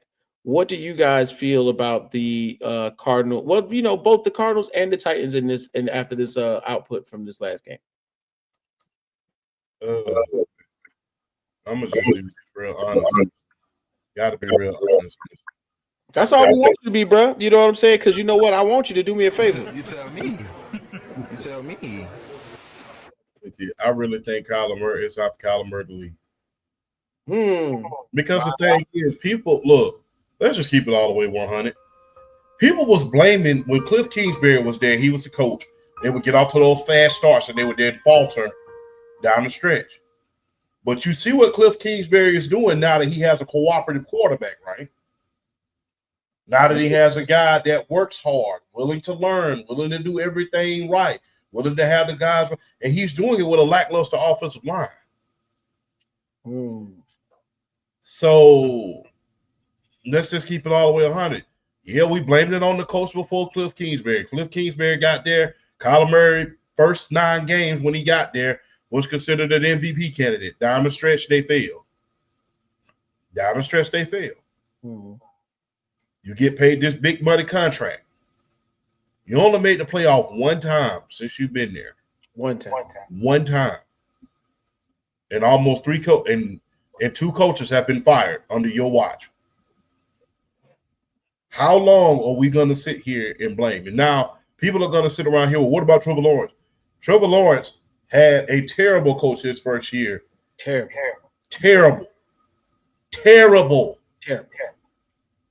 Some team. Terrible. The team. He had a terrible coach his first year. So you got to give him a mulligan on that. Second couple of years, Doug Peterson. Maybe. Yeah, he won a Super Bowl in Philadelphia, but yeah. But now that he has coaching, Liam Cohen, same person who helped develop Baker Mayfield, see what he can do. It's only so many people you can get rid of before you're the problem. It's only so many people you can get rid of before you're the problem. Look, you heard this down south, okay? Whit, you know what all our grandparents used to say. Everybody ain't lying. yeah, for sure. Everybody ain't lying. Nobody ain't lying though. And then Patrick Peterson, Patrick Peterson even said, Kyler Murray don't care about nobody but Kyler Murray. So I mean, and if you really want to measure his inability to read the room, look at the picture that he put on the internet. If you really want to know his inability to read the room, why would you do that?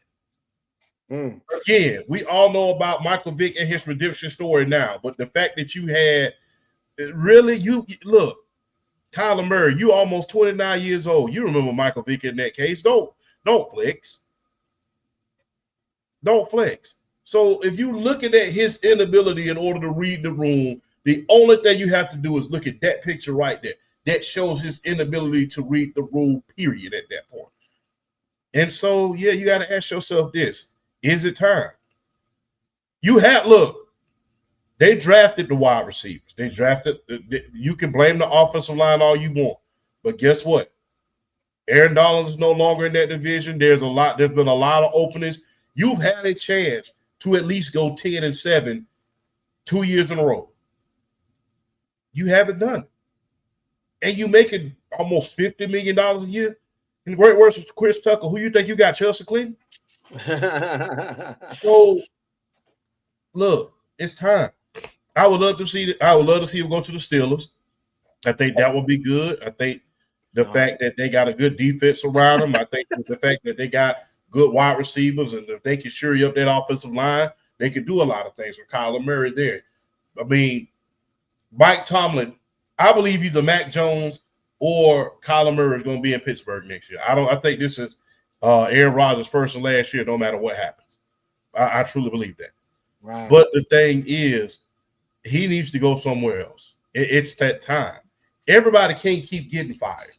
And guess what? Although Maserati Marv is struggling his second year with dropping passes, so is Brandon Thomas. down there. Brian Thomas down there in Jacksonville. He's struggling. He's struggling a little bit, yeah. So he's every receiver that sophomore year. They play Monday night though. We gonna talk about that. So let's just. It's time. It's time for him to go somewhere else, man. I have no faith in Kyler Murray and what he's gonna do, man. It's always the same thing. He'll have this. We'll see the spurts. We'll see the everything else, but then we'll see the slow but gradual fall. And we saw this fall, ironically, that you'll get hot during the first part of the season, then you'll turn cold. If you really look at Michael Vick's last 2 seasons in Atlanta, you really see that slide. And now looking back on it, you know why. Now watch the film. Mike Vick will admit that he did not do as much in the building like he should have. And I'll say this, and I'm gonna let Alan go. You know, I kind of started off with Baker Mayfield and Sam Darnold on purpose, because Baker Mayfield and Sam Darnold had several years in their respective organizations that they were drafted in, and they were put in situations a lot of times where they could not succeed, even if, no matter what they did. I feel as though Kyler Murray is right on the verge of that right there. No matter what he do, it's not going to look good. I think he needs a change of scenery, and it needs to happen sooner than later. And if they were smart, which, of course, this ain't got to be, it ain't gonna be today, because a lot of the NFL ain't like the NBA where they trade in the middle of the season. But we will talk about a trade that did happen a little later on. But if they could figure out a way to sign and trade, or hey, look, let's figure out a way to get something back for them. I think that it is about time to say, hey, Kyler, we'll give you some money, we'll send you somewhere. And let's start over, or let you start over. Let the organization start over. Let you start over. Let bygones be bygones. Welcome to Cleveland. No, maybe not Cleveland, but you know what I'm saying. It was somewhere. Alan, your turn, bro. As we got a chance to talk about both. Let's not forget about Cam Ward in this as well. This idea of what could happen with Kyler Murray, or what's next for Kyler Murray. What really did happen with that game. Is there, or do we see a positive outcome going forward in this season for the Cardinals? Boy, the NFL Follies sure had a field day with this game, didn't they? To piggyback off what Champ was saying, this was the Cardinals' best chance to win the West. You had no idea what Seattle was going to be this year, because there were a lot of turnover in that organization, especially with a new quarterback. You had the Rams, who have a quarterback basically on borrowed time with the back injury. And then the 49ers are put together with duct tape, a prayer, and welfare at this point. So not the duct tape. This was the best chance the Cardinals had with the team that they had put together to go out and win the West. And just like Champ said, they have failed miserably. This game alone is going to be the pure definition of what the Arizona Cardinals season is going to be. A lot of potential, but just can't get the job done. As far as Tennessee goes, I don't think this win changes anything. Callahan still should get fired. He needs to be out of the building. You talk about not reading the room. Callahan cannot read the room within his own organization. There's a reason why Cam Ward had to go out there and say, "Hey, we're keeping it a buck. We're ass. We're not good. We're not playing good. We're not executing good. We're not doing anything right. Good. We're ass." They are lucky they won that game. They're lucky that Arizona flopped that game and gave it to them. It's a win, yes. Don't get me wrong. It's great to see Cam Ward win. He played a really good game. Had that interception not been fumbled, though, we'd be telling a different story. And again, it's not to Cam Ward's detriment. It's his first year in the league. Not every rookie quarterback is going to come in here and light it up like C.J. Stroud did. You got to give these guys time to develop. You got to get the right coach in the building. You got to give these guys a chance to go out and win. They have talent around there. Both your tackles are hurt. A lot of your defense is hurt. So there's not really much expectations with Tennessee this year. And And again, Callahan needs to go because he cannot read the room. And I'm sure a lot of Tennessee Titans fans, including one we know very well, is already advocating for Callahan to lose his job. So again, read the room, please. Please read the room. And yes, we're talking about one of our good friends. That's right, Mr. Sam, aka Mr. First Down, the Tennessee Titans super fan who got a chance to hang out with us about a week or so ago and talk some WWE. And Alan's co-host on the mat, which is returning in the month of October. Y'all, you getting ready to talk about the Crown Jewel? That's one of the things we're talking about. Yep, we did that Tuesday night. We did that this past Tuesday. Shoot, y'all on the ball, man. Shoot, that's what's up. And then last but not least, another game I just want to kind of breeze over. Well, two things we're gonna breeze over rather quickly as we get into the games of the week, so to speak. Broncos Eagles 21-17. Denver erased a 17-3 deficit.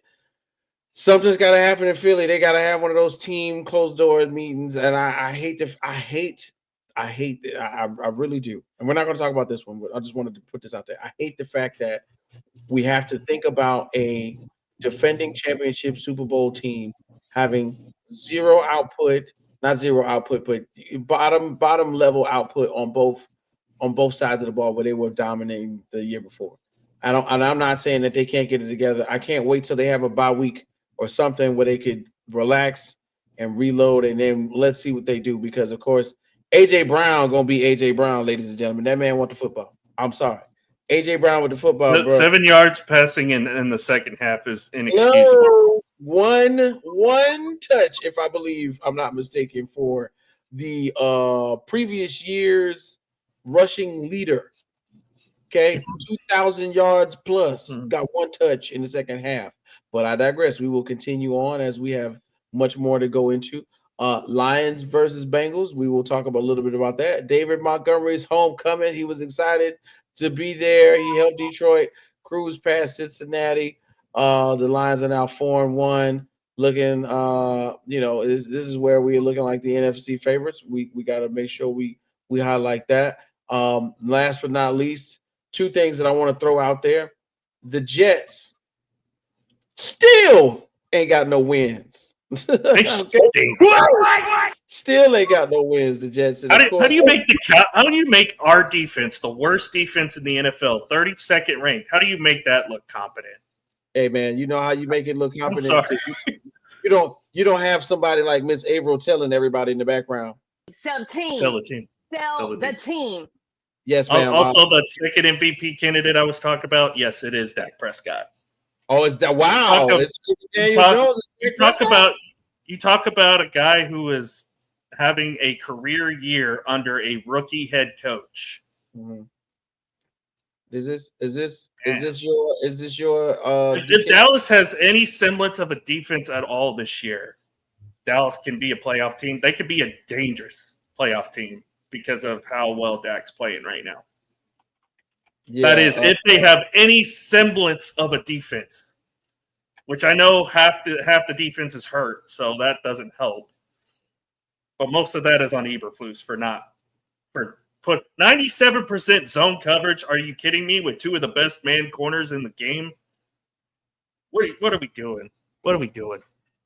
Champ, real quick, do you agree with Dak being top 2 or 3 in the MPV race at this moment? Absolutely. He's been airing it out like a Steelers fan. He's been airing it out like a Steelers fan. He's been airing it out, and this is arguably his best year. And look, and he's got a running game. They got a running game. Holy cow! When was the last time we had that? I'm on that running game next week too. This weekend. I'm gonna just be real. Look, if Dak did not play for the Cowboys, would we not acknowledge him as one of the best in the league? Yes, we would. If he played for the Atlanta Falcons, wouldn't we acknowledge him? The only reason there's unlimited pressure on Dak Prescott is because he plays for the Cowboys. That's the only reason. The only reason that there's unrealistic expectations on Dak Prescott it's because he plays for the Dallas Cowboys. If he played for someone made a great analogy today, Champ. I don't know if you I think you might agree with this. Dak Prescott is the only adult in a room full of children in Dallas right now. Exactly. Hey. So and thing is, look, he has a chance to do something this year. Look at what he's doing. Look, thank God they made that investment in George Pickens. The only thing they're waiting right about now is for CeeDee Lamb to get back so they could just take it all out. Now you got a running game. Their fifth string receiver led them in receiving this past week. And like I said, this is going to show you how good Dak really is. Dak is great. He's been in the MVP race before. Remember the year when he led the league in touchdowns. The year when Lamar Jackson had won. People were picking him in order to win the MVP because he led the league in touchdowns.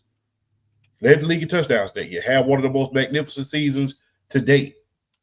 So if he played for anybody else other than the Cowboys, we'd be singing his praises. But because he plays for the Cowboys, America's team, but at the same time, the most hated team in America, everybody wants to get him flat.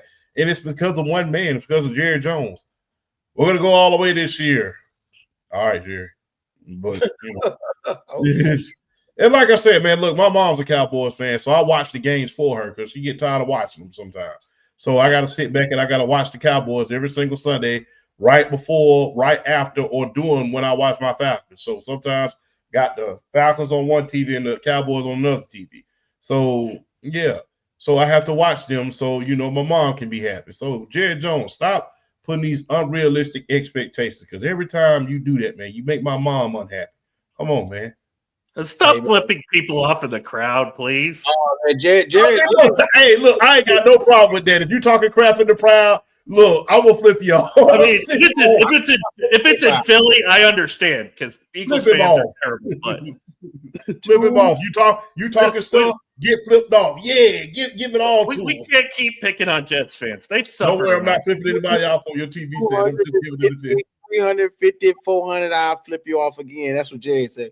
Okay. Anyway, as we keep it moving, man. So, of course, one of the things that happened this past week that was showing the NFL's international vibe that they like to go for every season. Of course, they played in Belgium before. They've played in Ireland for the past weekend, the weekend prior with the Steelers. But we got a chance to see the Vikings and the Browns, and then somehow, some way, we got the opportunity to see a debut from a young Dillon Gabriel. That's right. Week 5 versus the Vikings. Dillon Gabriel went 19 for 33 for 190 yards, 2 touchdowns. That's right. 2 TDs, 2 tutties. He got sacked twice. His longest completion was for 22 yards. But one of the things that most young quarterbacks do is they lean on their reliable tight ends. You got to have one of them, all right? So David Njoku went out there and got 6 touches for 67 yards with one of them touchdowns. He showed his poise. He threw them touchdowns. Even though they didn't lose, even though it was in a loss, the main thing I think behind this is that basically somehow, some way, they go, okay, one out of two quarterbacks looks pretty good. Even though it's not necessarily the best showing, going 19 to 33, he did look relatively good in this game. And somehow, some way, the next thing that I'm going to bring up is relative to what took place. Because y'all know what happened, right? After they got back home off the plane, going overseas, right?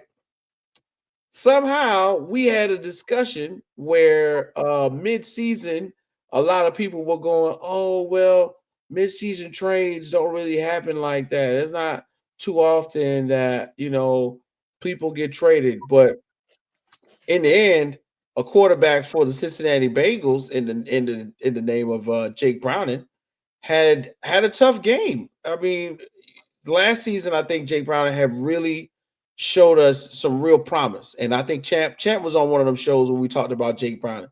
And we were like, Jake Browning, could possibly start for a upstart team, a young team, or be in the running for, a starting position in the next offseason. He did not. He stayed. He's still in Cincinnati.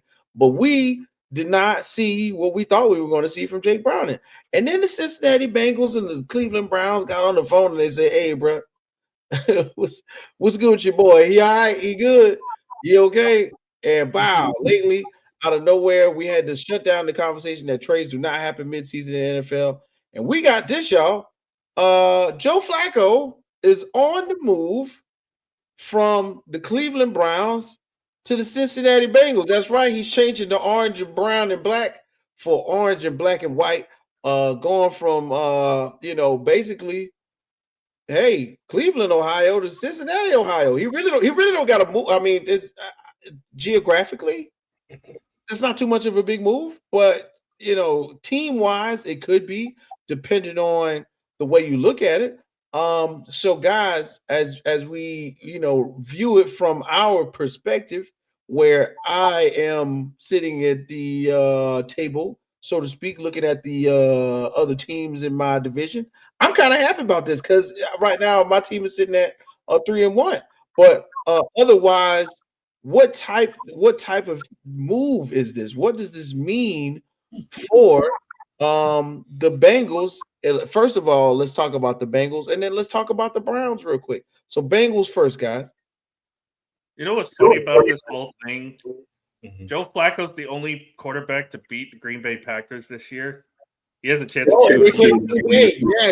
He played Green Bay. The Bengals play Green Bay, so he can still be the only quarterback to beat Green Bay this week. I mean, Joe Flacco's kind of better than what they have, honestly. He's a proven veteran. He's been there, done that before. I know they don't have any kind of offensive line in Cincinnati right now, but at the very least, if you're a fantasy owner in that perspective, you're going to see increased numbers from both Jamar Chase and T. Higgins in this respective than what you got from Jake Browning. And that's what the Bengals want to do. They want to get their star players the ball, and Joe Flacco can do that. So that's why this move was made. And from the Bengals' perspective, they just want somebody that can sling it out to their top guys. And Joe Flacco can do that. He's a respectable backup. He's a respectable veteran quarterback, and he can do that. Champ, your thoughts, man. What does this move mean for the Bengals first? Let's talk about the Bengals. So let's just keep it all the way real. It's kind of like, Mama, I got an Oldsmobile, and I traded in order to get another Oldsmobile. That's the only thing they did.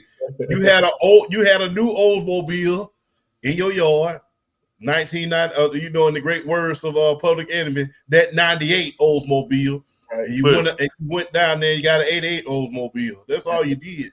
For reference, we in the Hispanic community call that a clunker. Yeah, you trade a clunker for trade a clunker for another clunker. Well, how my daddy used to say, one of them lemons. Yeah, one of them lemons. One of them lemons. Yeah, a straight lemon. So you had one lemon and you traded to get another lemon. That's all you did. Look, you had a non-mobile quarterback behind this very terrible offensive line. Right now, they could probably put me on a 2-day contract. I do better than these guys. So let's go be real. Just tell me to snap out. I get you about 3 seconds. Hey, but look, got that kickback. Just look. $100,000. Look, $200,000. That's all they're gonna take. But look, just gonna keep it all the way above. You had a non-mobile quarterback behind this dreadful offensive line. Now you want to go get another quarterback that's not mobile, that's twice as old, and now you put it behind this terrible offensive line. And Joe Flacco has been an interception machine. There is a reason he got benched in Cleveland. It wasn't because they're just trying to give these young guys a chance. He did not look that magic that he showed that year. He came back and took them to the playoffs that one year, lost in the first round. Look, he was Tinkerbell, and that was just pixie dust. Let's just keep it all the way above. Those playoff runs that he had in Baltimore are over. So, like I said, you tell me. So the only thing that you did is you went You had a 98 Oldsmobile, shot the Chuck D in Public Enemy, and you went out there and got an 88 Oldsmobile, and the maintenance ain't been done, and it's over 500,000 miles. In the great words of Ice-T, you played yourself. You played yourself. That's all you did. And if you was going to go get somebody, you should at least went and got, either Russell, somebody who could at least, They reportedly did not even call the Giants at all for either quarterback. Somebody who you could at least roll out, or either go get Jay. I heard there was some rumor about them getting Jameis Winston, but you could at least got one of those guys, somebody who's a little bit more mobile, who can maneuver out of this pocket with this terrible offensive line. But instead, like I said, no, what's not even an Oldsmobile? What's one of them old cars don't even make no more? One of them Yugos. One of them Yugos. You remember they used to have? Hey man, Uncle Joe got a little more gas than just a Yugo. I'll say this, man. One of them Datsuns, whatever those are called. They could have traded for Spencer Rattler in the New Orleans franchise, because ain't nothing going on with them. I mean, it for me, I get it, but at the same time, I don't get it, because where are you going? What do you want to do? That is the equivalent of trading child support for alimony. That's what happened. That's what that was. That is crazy. That's crazy. Now, as I sit back and I think about it, and I got a couple of things I'm gonna throw out there. This is what I think the impact was for the Bengals. Okay, somewhere Jake Browning was leading the NFL in the interception rate. He was struggling to connect with teams and Jamar Chase. Right, Flacco gives them a little bit of experience. Flacco's arm strength is still good, right? Even with his turnover issues, he's got 6 right now in 4 games. He's a little bit more capable of throwing the ball deep. Is something I wrote down. The lifeline right now at 2 and 3, they kind of still in the hunt. Joe Burrow can come back in maybe December, mid-December, early January. That's a possibility. And then of course he's in the same division, so he's familiar with the opponent. So those are the little notes I wrote down for the positives. For at least the first team he's playing is a team he already beat. Yeah, exactly. He's about to play against the team he already beat. So why not in there? Thanks, Jay. We appreciate. Look at that. I knew Jay was gonna have a couple of good calls. The Geostorm, exactly. Geostorm, Jesus Christ. He's going in there to do the thing that he knows how to do well. Now while we got a little bit of time, let's flip it to the other side, gentlemen. The Cleveland Browns, right? They are being impacted by this as well. And I'm gonna go ahead and go first on this one and just throw a couple of the notes I wrote for Cleveland down. Okay, so this is indicative of the youth movement. Right now, we get the idea that the Browns are making a commitment to Dylan Gabriel and Shedeur Sanders. Let's not forget about Shedeur, who's on the background, who of course moves up the depth chart to number 2. The roster flexibility, that what happens is Flacco was taking up a veteran space. Now you can move up and actually they got one of those late round picks, I think a 6th to a 5th, in exchange with what they were originally going to have, and that veteran roster space could be given to another quarterback that they had on the roster, somewhat like Snoop Hundley, like they had him earlier. Of course, Snoop went back to Baltimore, and then this gives them time, guys. Time. The Browns have time to evaluate Dylan Gabriel on a game-by-game basis, and then, which eventually, I'm about 65% sure that Dylan Gabriel will run into a rough patch, right, because of the way that their schedule is set up, and then we may possibly get midweek. That could be the Christmas gift, is we get Shedeur Sanders in a decent game, based around their schedule, which it's very much backloaded, where they will have some tough games if they do push Shedeur in. But hey, it is what it is. And then the veteran insurance is that with only rookies in the QB room, Cleveland may need to figure out that they are ready, or are they not ready. So those are my things that I got I put on my notepad for for what is going to be positive. And then hey man, look, the guys love him. The guys love Shador and the guys love Dylan Gabriel. So now there's no distractions. We don't got to worry about Uncle Joe in the room. We can do what we want to do. We can play the music as loud as we want to in the locker room, and we can do what we do. So guys, going forward, you know what I'm saying, looking at you two, of course. Alan, you go first. Your thoughts on the positive for getting Joe out of the locker room in Cleveland? Well, I mean, it's kind of what they've shown so far these last couple days. Joe's going, they're getting another draft pick out of it, a higher draft pick, and they did the same thing with Greg Newsome, sending him to Jacksonville. It's building on what we can do for the future is what's going on now, because you got 2 rookie quarterbacks in your room now. You're probably not keeping Deshaun, so he's probably out. So you're basically taking what you have right now and you're building for what you're going to have in the future. I kind of like some of the pieces that they have. Isaiah Bond's a great find. I know Bond was in a lot of legal trouble before the season started, but that's a great get for them in the wide receiver room. Quinshon Judkins has already proven that he's the next kind of QB to running back to Nick Chubb. He's already proven that so far. Their offensive line is not bad when they're healthy, and they have one of the better defenses in the NFL. So you could still build off of this. You're going to have 2 first-round picks next year. Obviously, they're getting Jacksonville's first-round pick next year as well. So you can see what you got from both Gabriel and Shador, see which quarterback sticks, which one you're going to go forward with. If neither of them work out, you still got a first-round pick to maybe go get a quarterback, but that's just adding a name to the T-shirt at this point. But I think it's a good move. I think they're finally starting to realize, the Haslams are finally realize that the Deshaun move put them in a hole for the last 5 years, and now they're trying to claw their way out of it. So we'll see what happens. I like the moves that they made. I was kind of shocked by the Flacco trade, but I understand it. Gabriel looked good, so you're going to ride with him for the rest of the year. Trading Newsome, you get a higher draft pick, and you also get a cornerback in return. So no harm, no foul there. And you're getting your roster younger, and you're going to be adding more pieces to that roster in the coming years. So overall, it's not a bad move for Cleveland. I understand why they're doing it. It just tells me that they're playing for next year at this point. So, I mean, hey, playing for next year might not be a bad thing. Chapman, wait, are you echoing the sentiments we talked about? We pretty much in the same vein. Absolutely.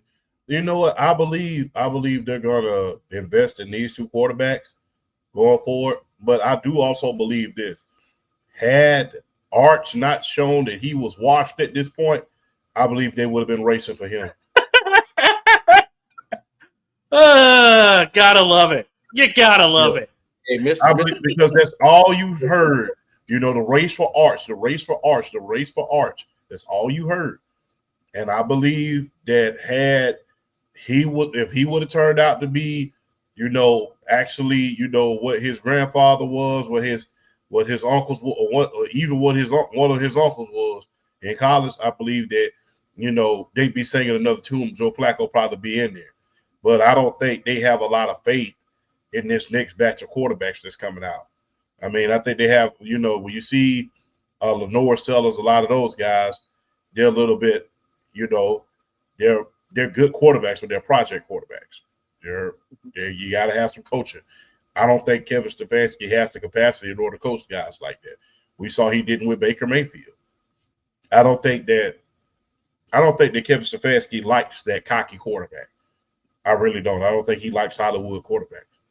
So he's not drafting John Mateer. Got it. No, he's not. Yeah, that's why I was heading right there. That's how come I believe he's not. That's why I believe he hasn't started Shador. That's why I believe he wanted to get rid of Baker Mayfield, and that's why I believe he's not drafting him. He doesn't like cocky out front quarterbacks. He wants somebody that's a little bit more silent and a little bit more mild-mannered, things like that. And, and look, before Deshaun Watson got caught up in that situation, he was that. You didn't really hear a peep out of him in Houston up until that happened. You didn't hear a peep out of him. Yeah, he kept I think because of what he was doing. That way. Yeah, I mean, well, never mind. let me keep it. Let me keep it. Let me keep it rated G. This is for the kids. But, hey, if I was going to the soak and poke every other week, I'd be silent too. But it's out. I'd be silent too. Let me be quiet. Keeping it on the down low. Right. But yeah. It's a need to know basis, and you don't need to know. Yeah, but yeah, that's what that is. I don't think Kevin Stefanski likes the Hollywood celebrity quarterback. That's how come he didn't like Baker Mayfield. That's how come he doesn't want Sador in there, and that's how come he's not going to draft. He's probably not going to draft none of these quarterbacks that's coming out. I think I think what he really wants to happen. I think that he's really hanging his hat on Dylan Gabriel at this point. I really think he's doing that. Dylan Gabriel is a competitor. He's mild-mannered. You don't hear too much of a peep out of him. And I believe that's what Kevin Stefanski wants, a very, very solid a very, very solid but very, very good quarterback. Yeah, and once again, everybody, we are the Rec Room Sports crew. We talking about Joe Flacco on the move because early today we found out, well, not early today, but pretty much in the last 24 hours, we found out that Joe Flacco was going from the Cleveland Browns to the Cincinnati Bengals, trading his orange and brown and white for orange, black and white. And I wish Jay was here so he could have told us about his driving experience in Ohio, man. Because little did I know, because I was completely wrong. Cincinnati and Cleveland are about 250 miles away. That's roughly a 4-hour drive, depending on how fast you're going, typically via I-71. So I wonder what that is like when Joe Flacco said, hey, I guess I got to go. He packed his bags, got on the road, was there in 4 hours, and told him, hey, boys, I'm going to be at practice. I'll see y'all later. And it is what it is. And then, finally, gentlemen, the games that I wanted to talk about, two of the most pivotal games on the docket. And before I get to them, I gotta do something. You know what I'm saying? Because it's the fifth topic, y'all. That's right. We made it to the fifth topic. So you know what that means, you guys. I got to do this. 1, 2, 3, 4, 5. The fifth topic. Man, y'all. So, we know how we do, man. We about to close it out, but we're going to do this one the right way because this was important on more ways than one. So today's fifth topic, you guys, has to do with these quarterbacks who I think were drafted with a lot of speculation. They were drafted with a lot of anticipation. You know what I'm saying? Somebody made proclamations for them to be future stars in the league, and it just took a little while. It took some time. And in the end, we got an opportunity to see two of them rise to the occasion on both Sunday night and Monday night. Now, if you were living under a rock, which I know how it is, sometimes you might not have been able to check out the, your local sports programs or something like that. The last couple of days, man, we've been privy to really good football on Sunday night and Monday night, man.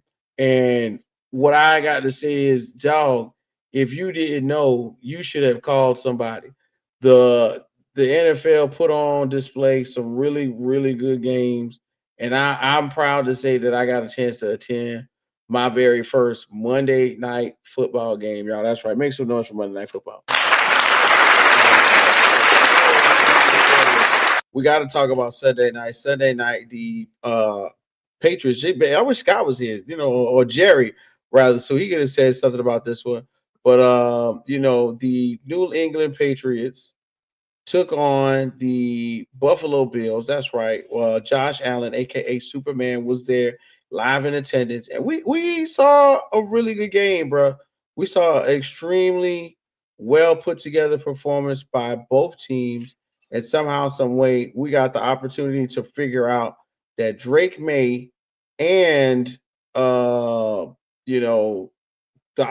offense of the Patriots are ready and ready to go, especially when you add a fireball like Mr. Stephon Diggs into the mix, guys. So as we talk about the first game on the docket, which is the Sunday night game, I'm gonna go ahead and kick it to my guy Champ. What you think about the gentleman from the New England Patriots showing us that they ready to go as far as it calls for it was worth the wait. That's what we talk about. Was it worth the wait? Again, coaching matters. Again, coaching matters. Right? Look what he did last year versus this year. Now that Mike Vrabel, who Tennessee should not have fired, by the way, now you see what they're going through. So now that you have a good coach in that building that knows the Patriot way, won Super Bowls with that franchise, knows what this team is all about. Look, let's just keep it all the way above. This is the best quarterback that Mike Vrabel has had. Ryan Tannehill was a good quarterback, but he's not a Drake May. Drake May, I believe he's going to be an all-pro for years to come. Once he get his footing together, he's going to be an all-pro for years to come. Talk about Carolina not having a good football players. There's another one right there. So I believe Drake May is going to be just fine. He's going to do some great things in this world. So, like I say, coaching matters, and coaching matters with that team. I think that they can sneak in the wild card. Like I say, that Mike Vrabel is a darn good coach. He literally snuck in the playoffs every year and made it to an AFC championship on the legs of Derrick Henry. He basically did what Von Phillips did back in the 70s. He basically said, look, we're going to win this. We're going to win and go to the AFC championship with great defense and a hell of a running back. And we're going to throw the ball out of necessity. Trade out of necessity. Exactly, because Ryan Tannehill, like I said, he's a good quarterback. Wasn't great. Made a Pro Bowl, but guess what? Even like in the great words of Jay-Z, even a garbage can gets a steak every now and then. So, yeah, coaching matters, man. I'm glad to see Drake May doing what he's doing, man. Trevor Lawrence, look, again, coaching. Like I stated earlier, we're gonna talk about that Trev. We're gonna talk about that Trev now. We're gonna talk about because Trevor Lawrence, he got a bad rap. He had a few bad raps coming into this season. He only had one playoff win, and people was questioning, okay, did you really win that playoff game? Or was it really Brandon Staley not knowing how to manage the clock and not knowing how to manage his team? Chargers charged that game away. Yep. And then you had the very next year. Remember the very next year, well, 2 years on down the line, they was tied for first place for the number 1 seed with Baltimore. They was 8-3, won one game down the stretch, and then CJ Stroud took that division from them. Then the year after that,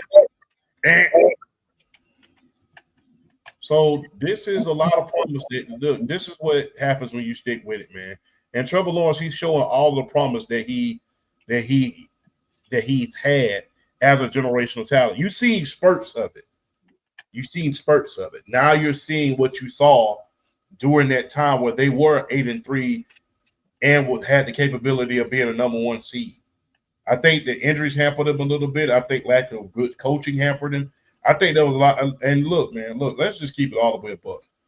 Jacksonville hasn't had stability at coaching since Jack Del Rio and Tom Coughlin, I'll say. And I'm going to just be real. Look, this is the same franchise that owns AEW. Hey. Need I say more? Hey. Yeah. Hey, look, when you're losing points to a developmental program, yeah, that's a problem. Yeah. So yeah, for him to be performing the way he is doing it, and everybody to include myself for calling him T Mid. Everybody was calling him T Law. We was calling him T Mid. So glad to see he's doing a lot better. I want to see this continue, and I want to see exactly what he can do. And I'm hoping that he gets better. I'm hoping that him, CJ Stroud, and Cam Ward can be like Peyton Manning, Steve McNair, and Mark Brunell was in the AFC South's heyday. In the heyday, the AFC South had some of the best quarterback play you ever want to see. At its peak, it had Mark Brunell, Pro Bowler, Steve McNair, MVP, Peyton Manning, Hall of Famer, and there were some classic wars that went on during that time. Some classic wars. Well, see, now we could talk about it this year with it being Stroud, Lawrence, and Daniel Jones, of all people, with how well he's played in Indianapolis. So, at the very least, for the Sunday night game, thank God it wasn't a tie, because I can't go through another tie again, especially for my own team. Drake May, phenomenal game. Phenomenal game. Like, there were some throws that he made in that game. I'm just like, that is coaching, and that's also getting in the head of other quarterbacks in the league. I know he's been in Tom Brady's ear a lot. Brady's been in his ear a lot. I know he's been, chatting with other top tier quarterbacks in the league, like a Patrick Mahomes, like a Josh Allen, of course. It just goes to show how good of a quarterback Drake May really is, and how his development has definitely sparked up. Also helps when you have two rookie offensive linemen that are playing their lights out. Mm-hmm. Your left tackle and left guard, both rookies, playing very well. I mean, Will Campbell's – I don't think I've ever seen a rookie tackle play that good in a long, long time. Like, he's only had, I want to say, 5 QB hurries through the first 5 weeks of the season, which is unprecedented for a rookie left tackle. And yes, Ramondre fumbles a lot, but he's still getting you big plays when he needs it. And with Antonio Gibson now out for the year, you're going to see a lot more of TreVeyon Henderson. So you're going to get that thunder and lightning that in the Patriots backfield now. To me, they needed a number one receiver in the worst way to help Drake May. Stephon Diggs has been that and more for him. Yes. Not to mention their defense is really good too. And I can't lie, I gotta jump in and say this. Playing against a team that somewhat turned their back on you, or didn't give you an opportunity to come back from an injury. I think my man's Stephon Diggs had a lot to play for. And I think he went out there to show not only the coaching staff, but his old teammates, the old fans that he used to play in front of and watched and nurtured every day that helped him throughout his career. He went out there to show them, man, I'm still that guy. You know what I'm saying? He did get injured, but he looked like a man on a mission. And I gotta say that continuity between a young wide receiver and a star, a young star quarterback was put on display. So I got to give some kudos to Stephon Diggs for going out there and making some hellified catches. I mean, you gotta give it to Drake May for putting the ball in the air and being in some really compromising situations and getting the ball off. But man, let me tell you something. That was a big deal. So big shouts out to the Patriots organization. So yeah, guys, y'all ready to move on? The worst part of it about it, Whit, is the worst part about it, Whit, Buffalo knew it was coming. Buffalo knew it was coming, and they still couldn't stop Stephon Diggs. Diggs had 12 catches. The rest, I think, the next closest on the team was like 2 or 3. They knew the ball. They knew where the ball was going, and they still couldn't stop it. Yeah, most definitely. They knew where the ball was going. They still couldn't stop it. And then at the same time, hey, look, you had a stranglehold on the division, and now it looks like you're going to have to be dealing with the Patriots day in. The Eagle Empire is back. Right, day in and day out for the next few coming years. But then, if that was how Sunday night with y'all, Monday Night Football, the bright lights of Everbank Stadium were on, ladies and gentlemen. And let me tell you something, boy. I'm a Steelers fan through and through, but somehow, some way, they got me, ladies and gentlemen. They got me. I don't know what it is. They got me, boy. Let me tell you something, bro. I was out there at the game with my family the night before my wife's birthday, y'all, and it was electrifying. Okay, I can't explain to you enough what it was like at Everbank Stadium, looking at Trevor Lawrence on his birthday. Okay, on his birthday now, go out there and put on display one of the best showings of football that I've ever seen. And yes, ladies and gentlemen, I didn't intentionally do this. I found it. It was meant for me to wear on the show today, so that's why I'm showing y'all. It's crazy, man, because as I sat back and I thought about some of the things that were keys to the game. The thing is, Trevor Lawrence turned 26, got a signature win over Patrick Mahomes.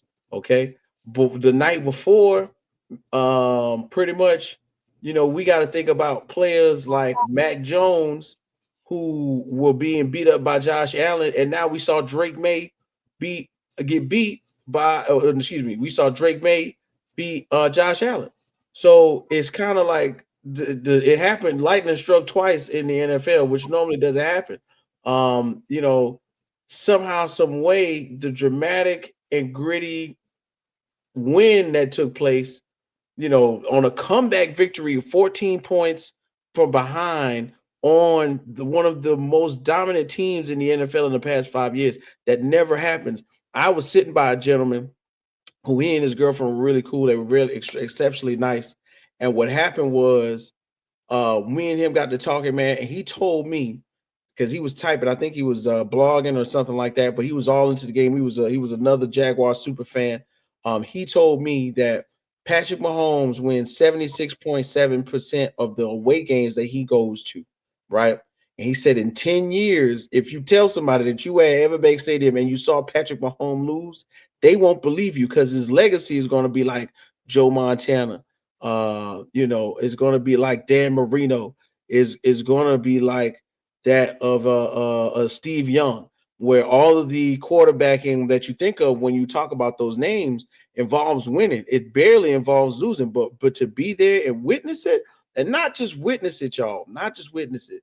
I'm talking about the air went out of the stadium, then got put back in after we got an opportunity to see one of the craziest moments when out of nowhere, boom, bam, bam, somebody gets an interception, and then we go at 99 yards and we get to see him get tired. Oh, that was crazy. That was great.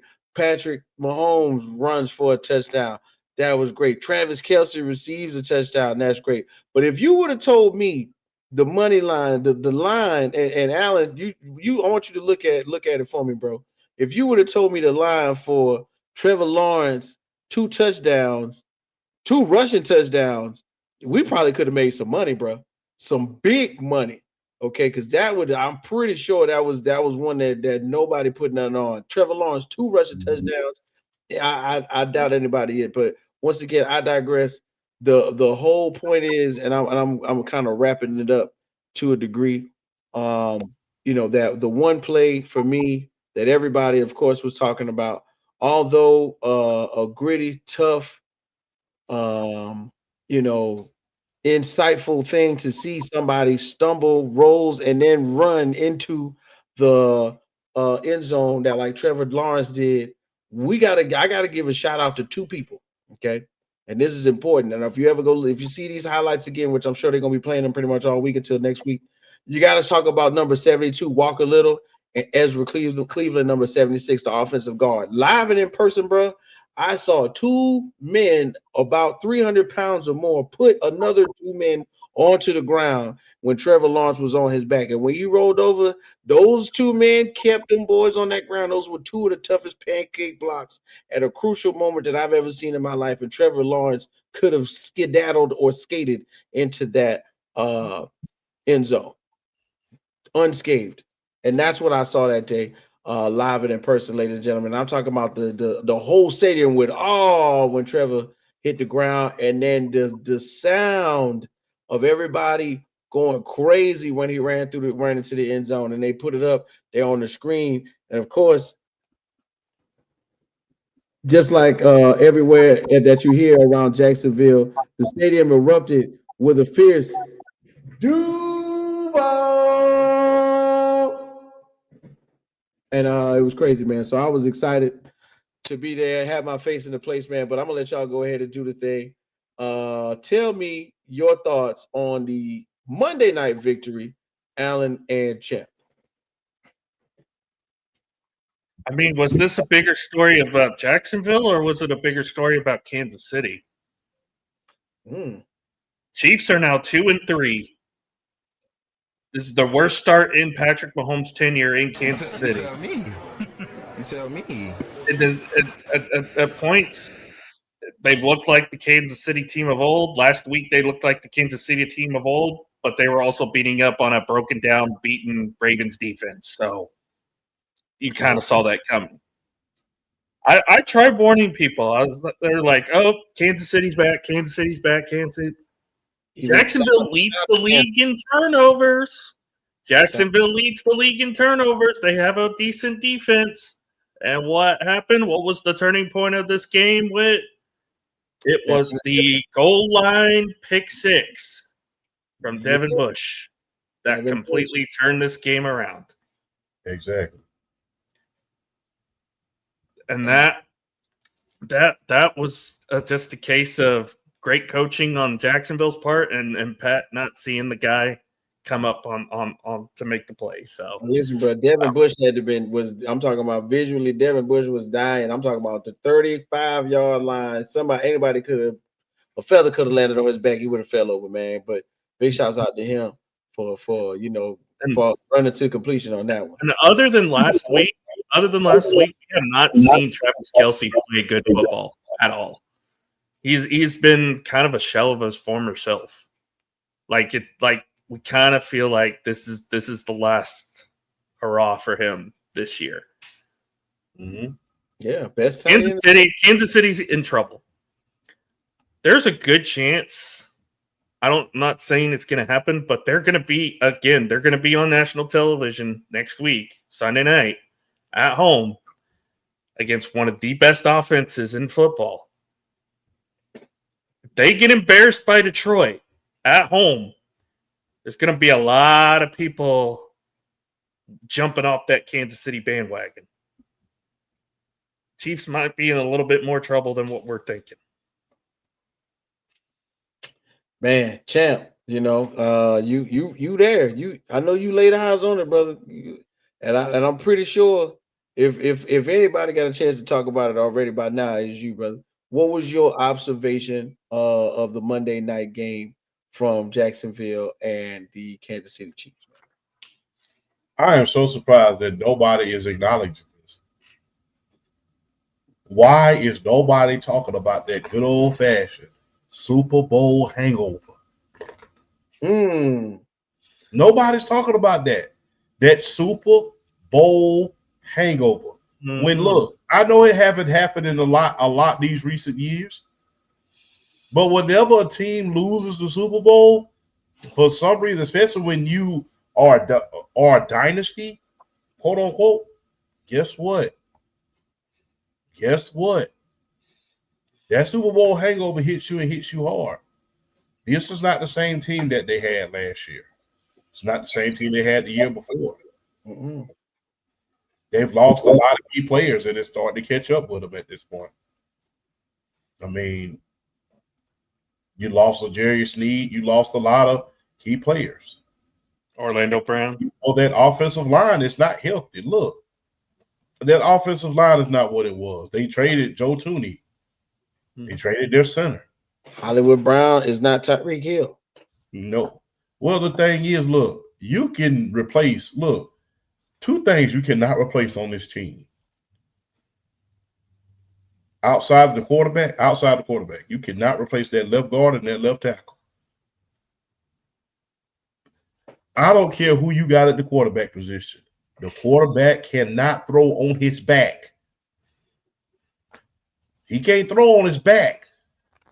You can have Joe Montana, Otto Graham, Tom Brady, whoever you want to have, and you have a bad offensive line, guess what? You might go to the playoffs, but you're not going to get that far. You tell me. You tell me.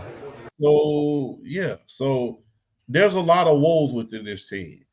And, I don't think, the story is more about Kansas City than it is Jacksonville because, of that play that Chris Jones made.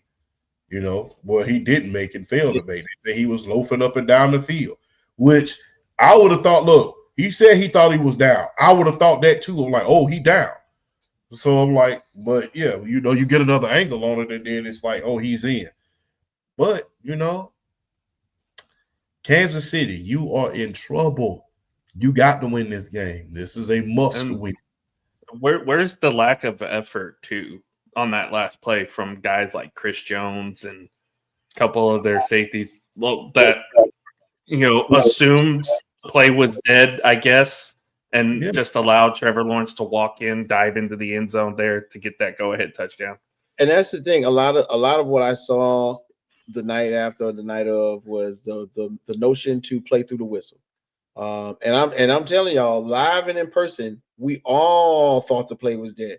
Trevor was probably the only Trevor and the two offensive linemen were probably the only people that kept playing mentally while this was happening. And it once again, it showed you his toughness, his resilience, his dedication, his tenacity. There's a whole bunch of words. I saw somebody say that this was the most hilarious touchdown in NFL history. I had to rebuttal that on Twitter the other day, and I was like, bro, hilarious is not the word. Like, to see it in person and to feel. I was gonna say, did they watch the Tennessee-Arizona game this week? Yeah, there goes a week. There is a worse touchdown, but that wasn't it. And then and once again, guys, I'm not just saying this because I was there. I got a chance to watch it. I'm talking about the electricity was in the building the entire time. It was so much so that stars came out to Jacksonville to watch this game. And I think really, and I'm not, me and Champ normally agree, but I have to disagree with you on this one because it was, to me, the idea that the Jaguars are 4-1 and why Trevor Lawrence is kind of walking into his own. The Liam Cohen offense is indicative of kind of giving them clues. They're giving them context clues to what's going on, so that way you can read the defense a little better. Every play that was out there, and I love it because they got Travis Hunter out there.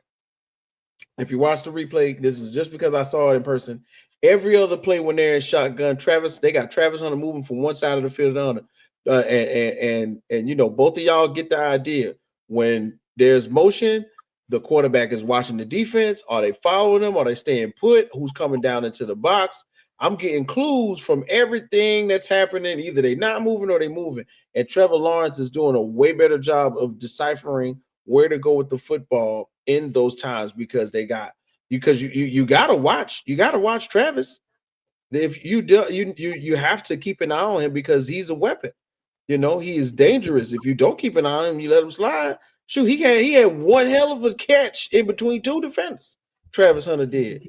You know what I mean? And he played a couple of series on defense as well. So I really feel like it's more of a implication of what is to come for Jacksonville. Will they win the division? They are second right now behind the Colts, but then I think in a few weeks they will play the Colts here in Jacksonville. There's a home game where the Colts come here. Like, this is a move in the right direction with a new coach, a new regime, and we saw Liam Cohen make Baker Mayfield look good for what I think 3 years.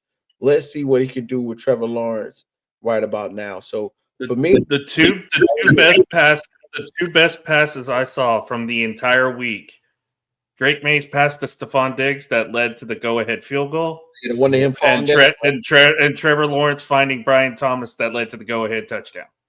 Yeah, those were the two best passes I saw all week. For sure. And like I said, there's another one where in between, Trevor somehow got it right where he needed to be for Travis to jump up and get the ball and get a first down.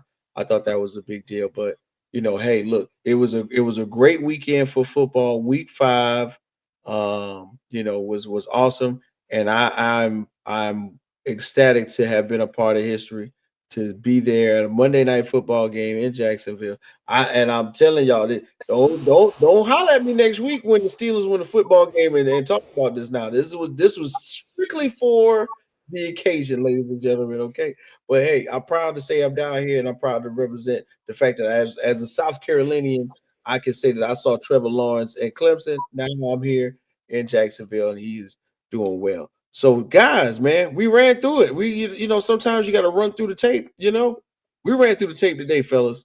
2 hours down. I think we did great. Alan, you got anything you want to close out the show with? Yeah, please don't let us get another tie this year. Oh my God. I still haven't gotten over that. Hey, it was beneficial for us more than Green Bay, but I'm not a fan of ties. Also, Texas sucks. Boomer Sooner. Somebody's coming out here to get me because I'm taking too long. Champ, what you got to say for the end of the show, bro? Shout out to Jay and K Whit. I appreciate y'all for always inviting me on the show. Always a privilege, a pleasure, and an honor. And in the great words of my guy, BRF Sports, I'm going to steal your thunder. I'm going to steal one of your quotes today. A topic not thought about is a topic not talked about. So shout out to BRF Sports for always saying that. I like that, man. The topic not thought about and the topic not talked about. Then, of course, thanks for everybody tuning in today. We normally going to be back on our regular scheduled time on Tuesdays, right around 10 o'clock Eastern, 7 o'clock Pacific. Can't wait to get back with Bobby G. Can't wait to holler at Jay. Jay's on the road. I think he's at another one of our favorite gentlemen's clubs, putting divots into the wall to make sure that the chicken wings and lighter stands on the side of the wall that you could, post up on, that they stand still in your favorite gentleman's club. So for the game, as long as he's not in Houston, it's fine. Long as he's not in Houston, it's fine. Yeah. So for the game, man. So for AP Alan Perales, for my guy Champ, make sure you follow him, Undisputed World Champ, on all social media platforms. And then myself, it's your boy K Whit, your mama's number draft pick, man. And guess what, bro? I wish you had more time.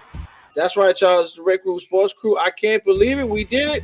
We made the show happen. Don't forget, check us out next week. Follow us on all social media platforms. Don't forget, lock it in 8 and 9 o'clock Eastern and Central Time, that we're giving all of the picks for both Saturday and Sunday before you set your fantasy lineup. Make sure you check my guys out. We appreciate it. We love you, man. And hey, guess what, man? Thanks for watching. I got to find this other button because it's time to go, bro. Oh, wait. This is it right here. There you go.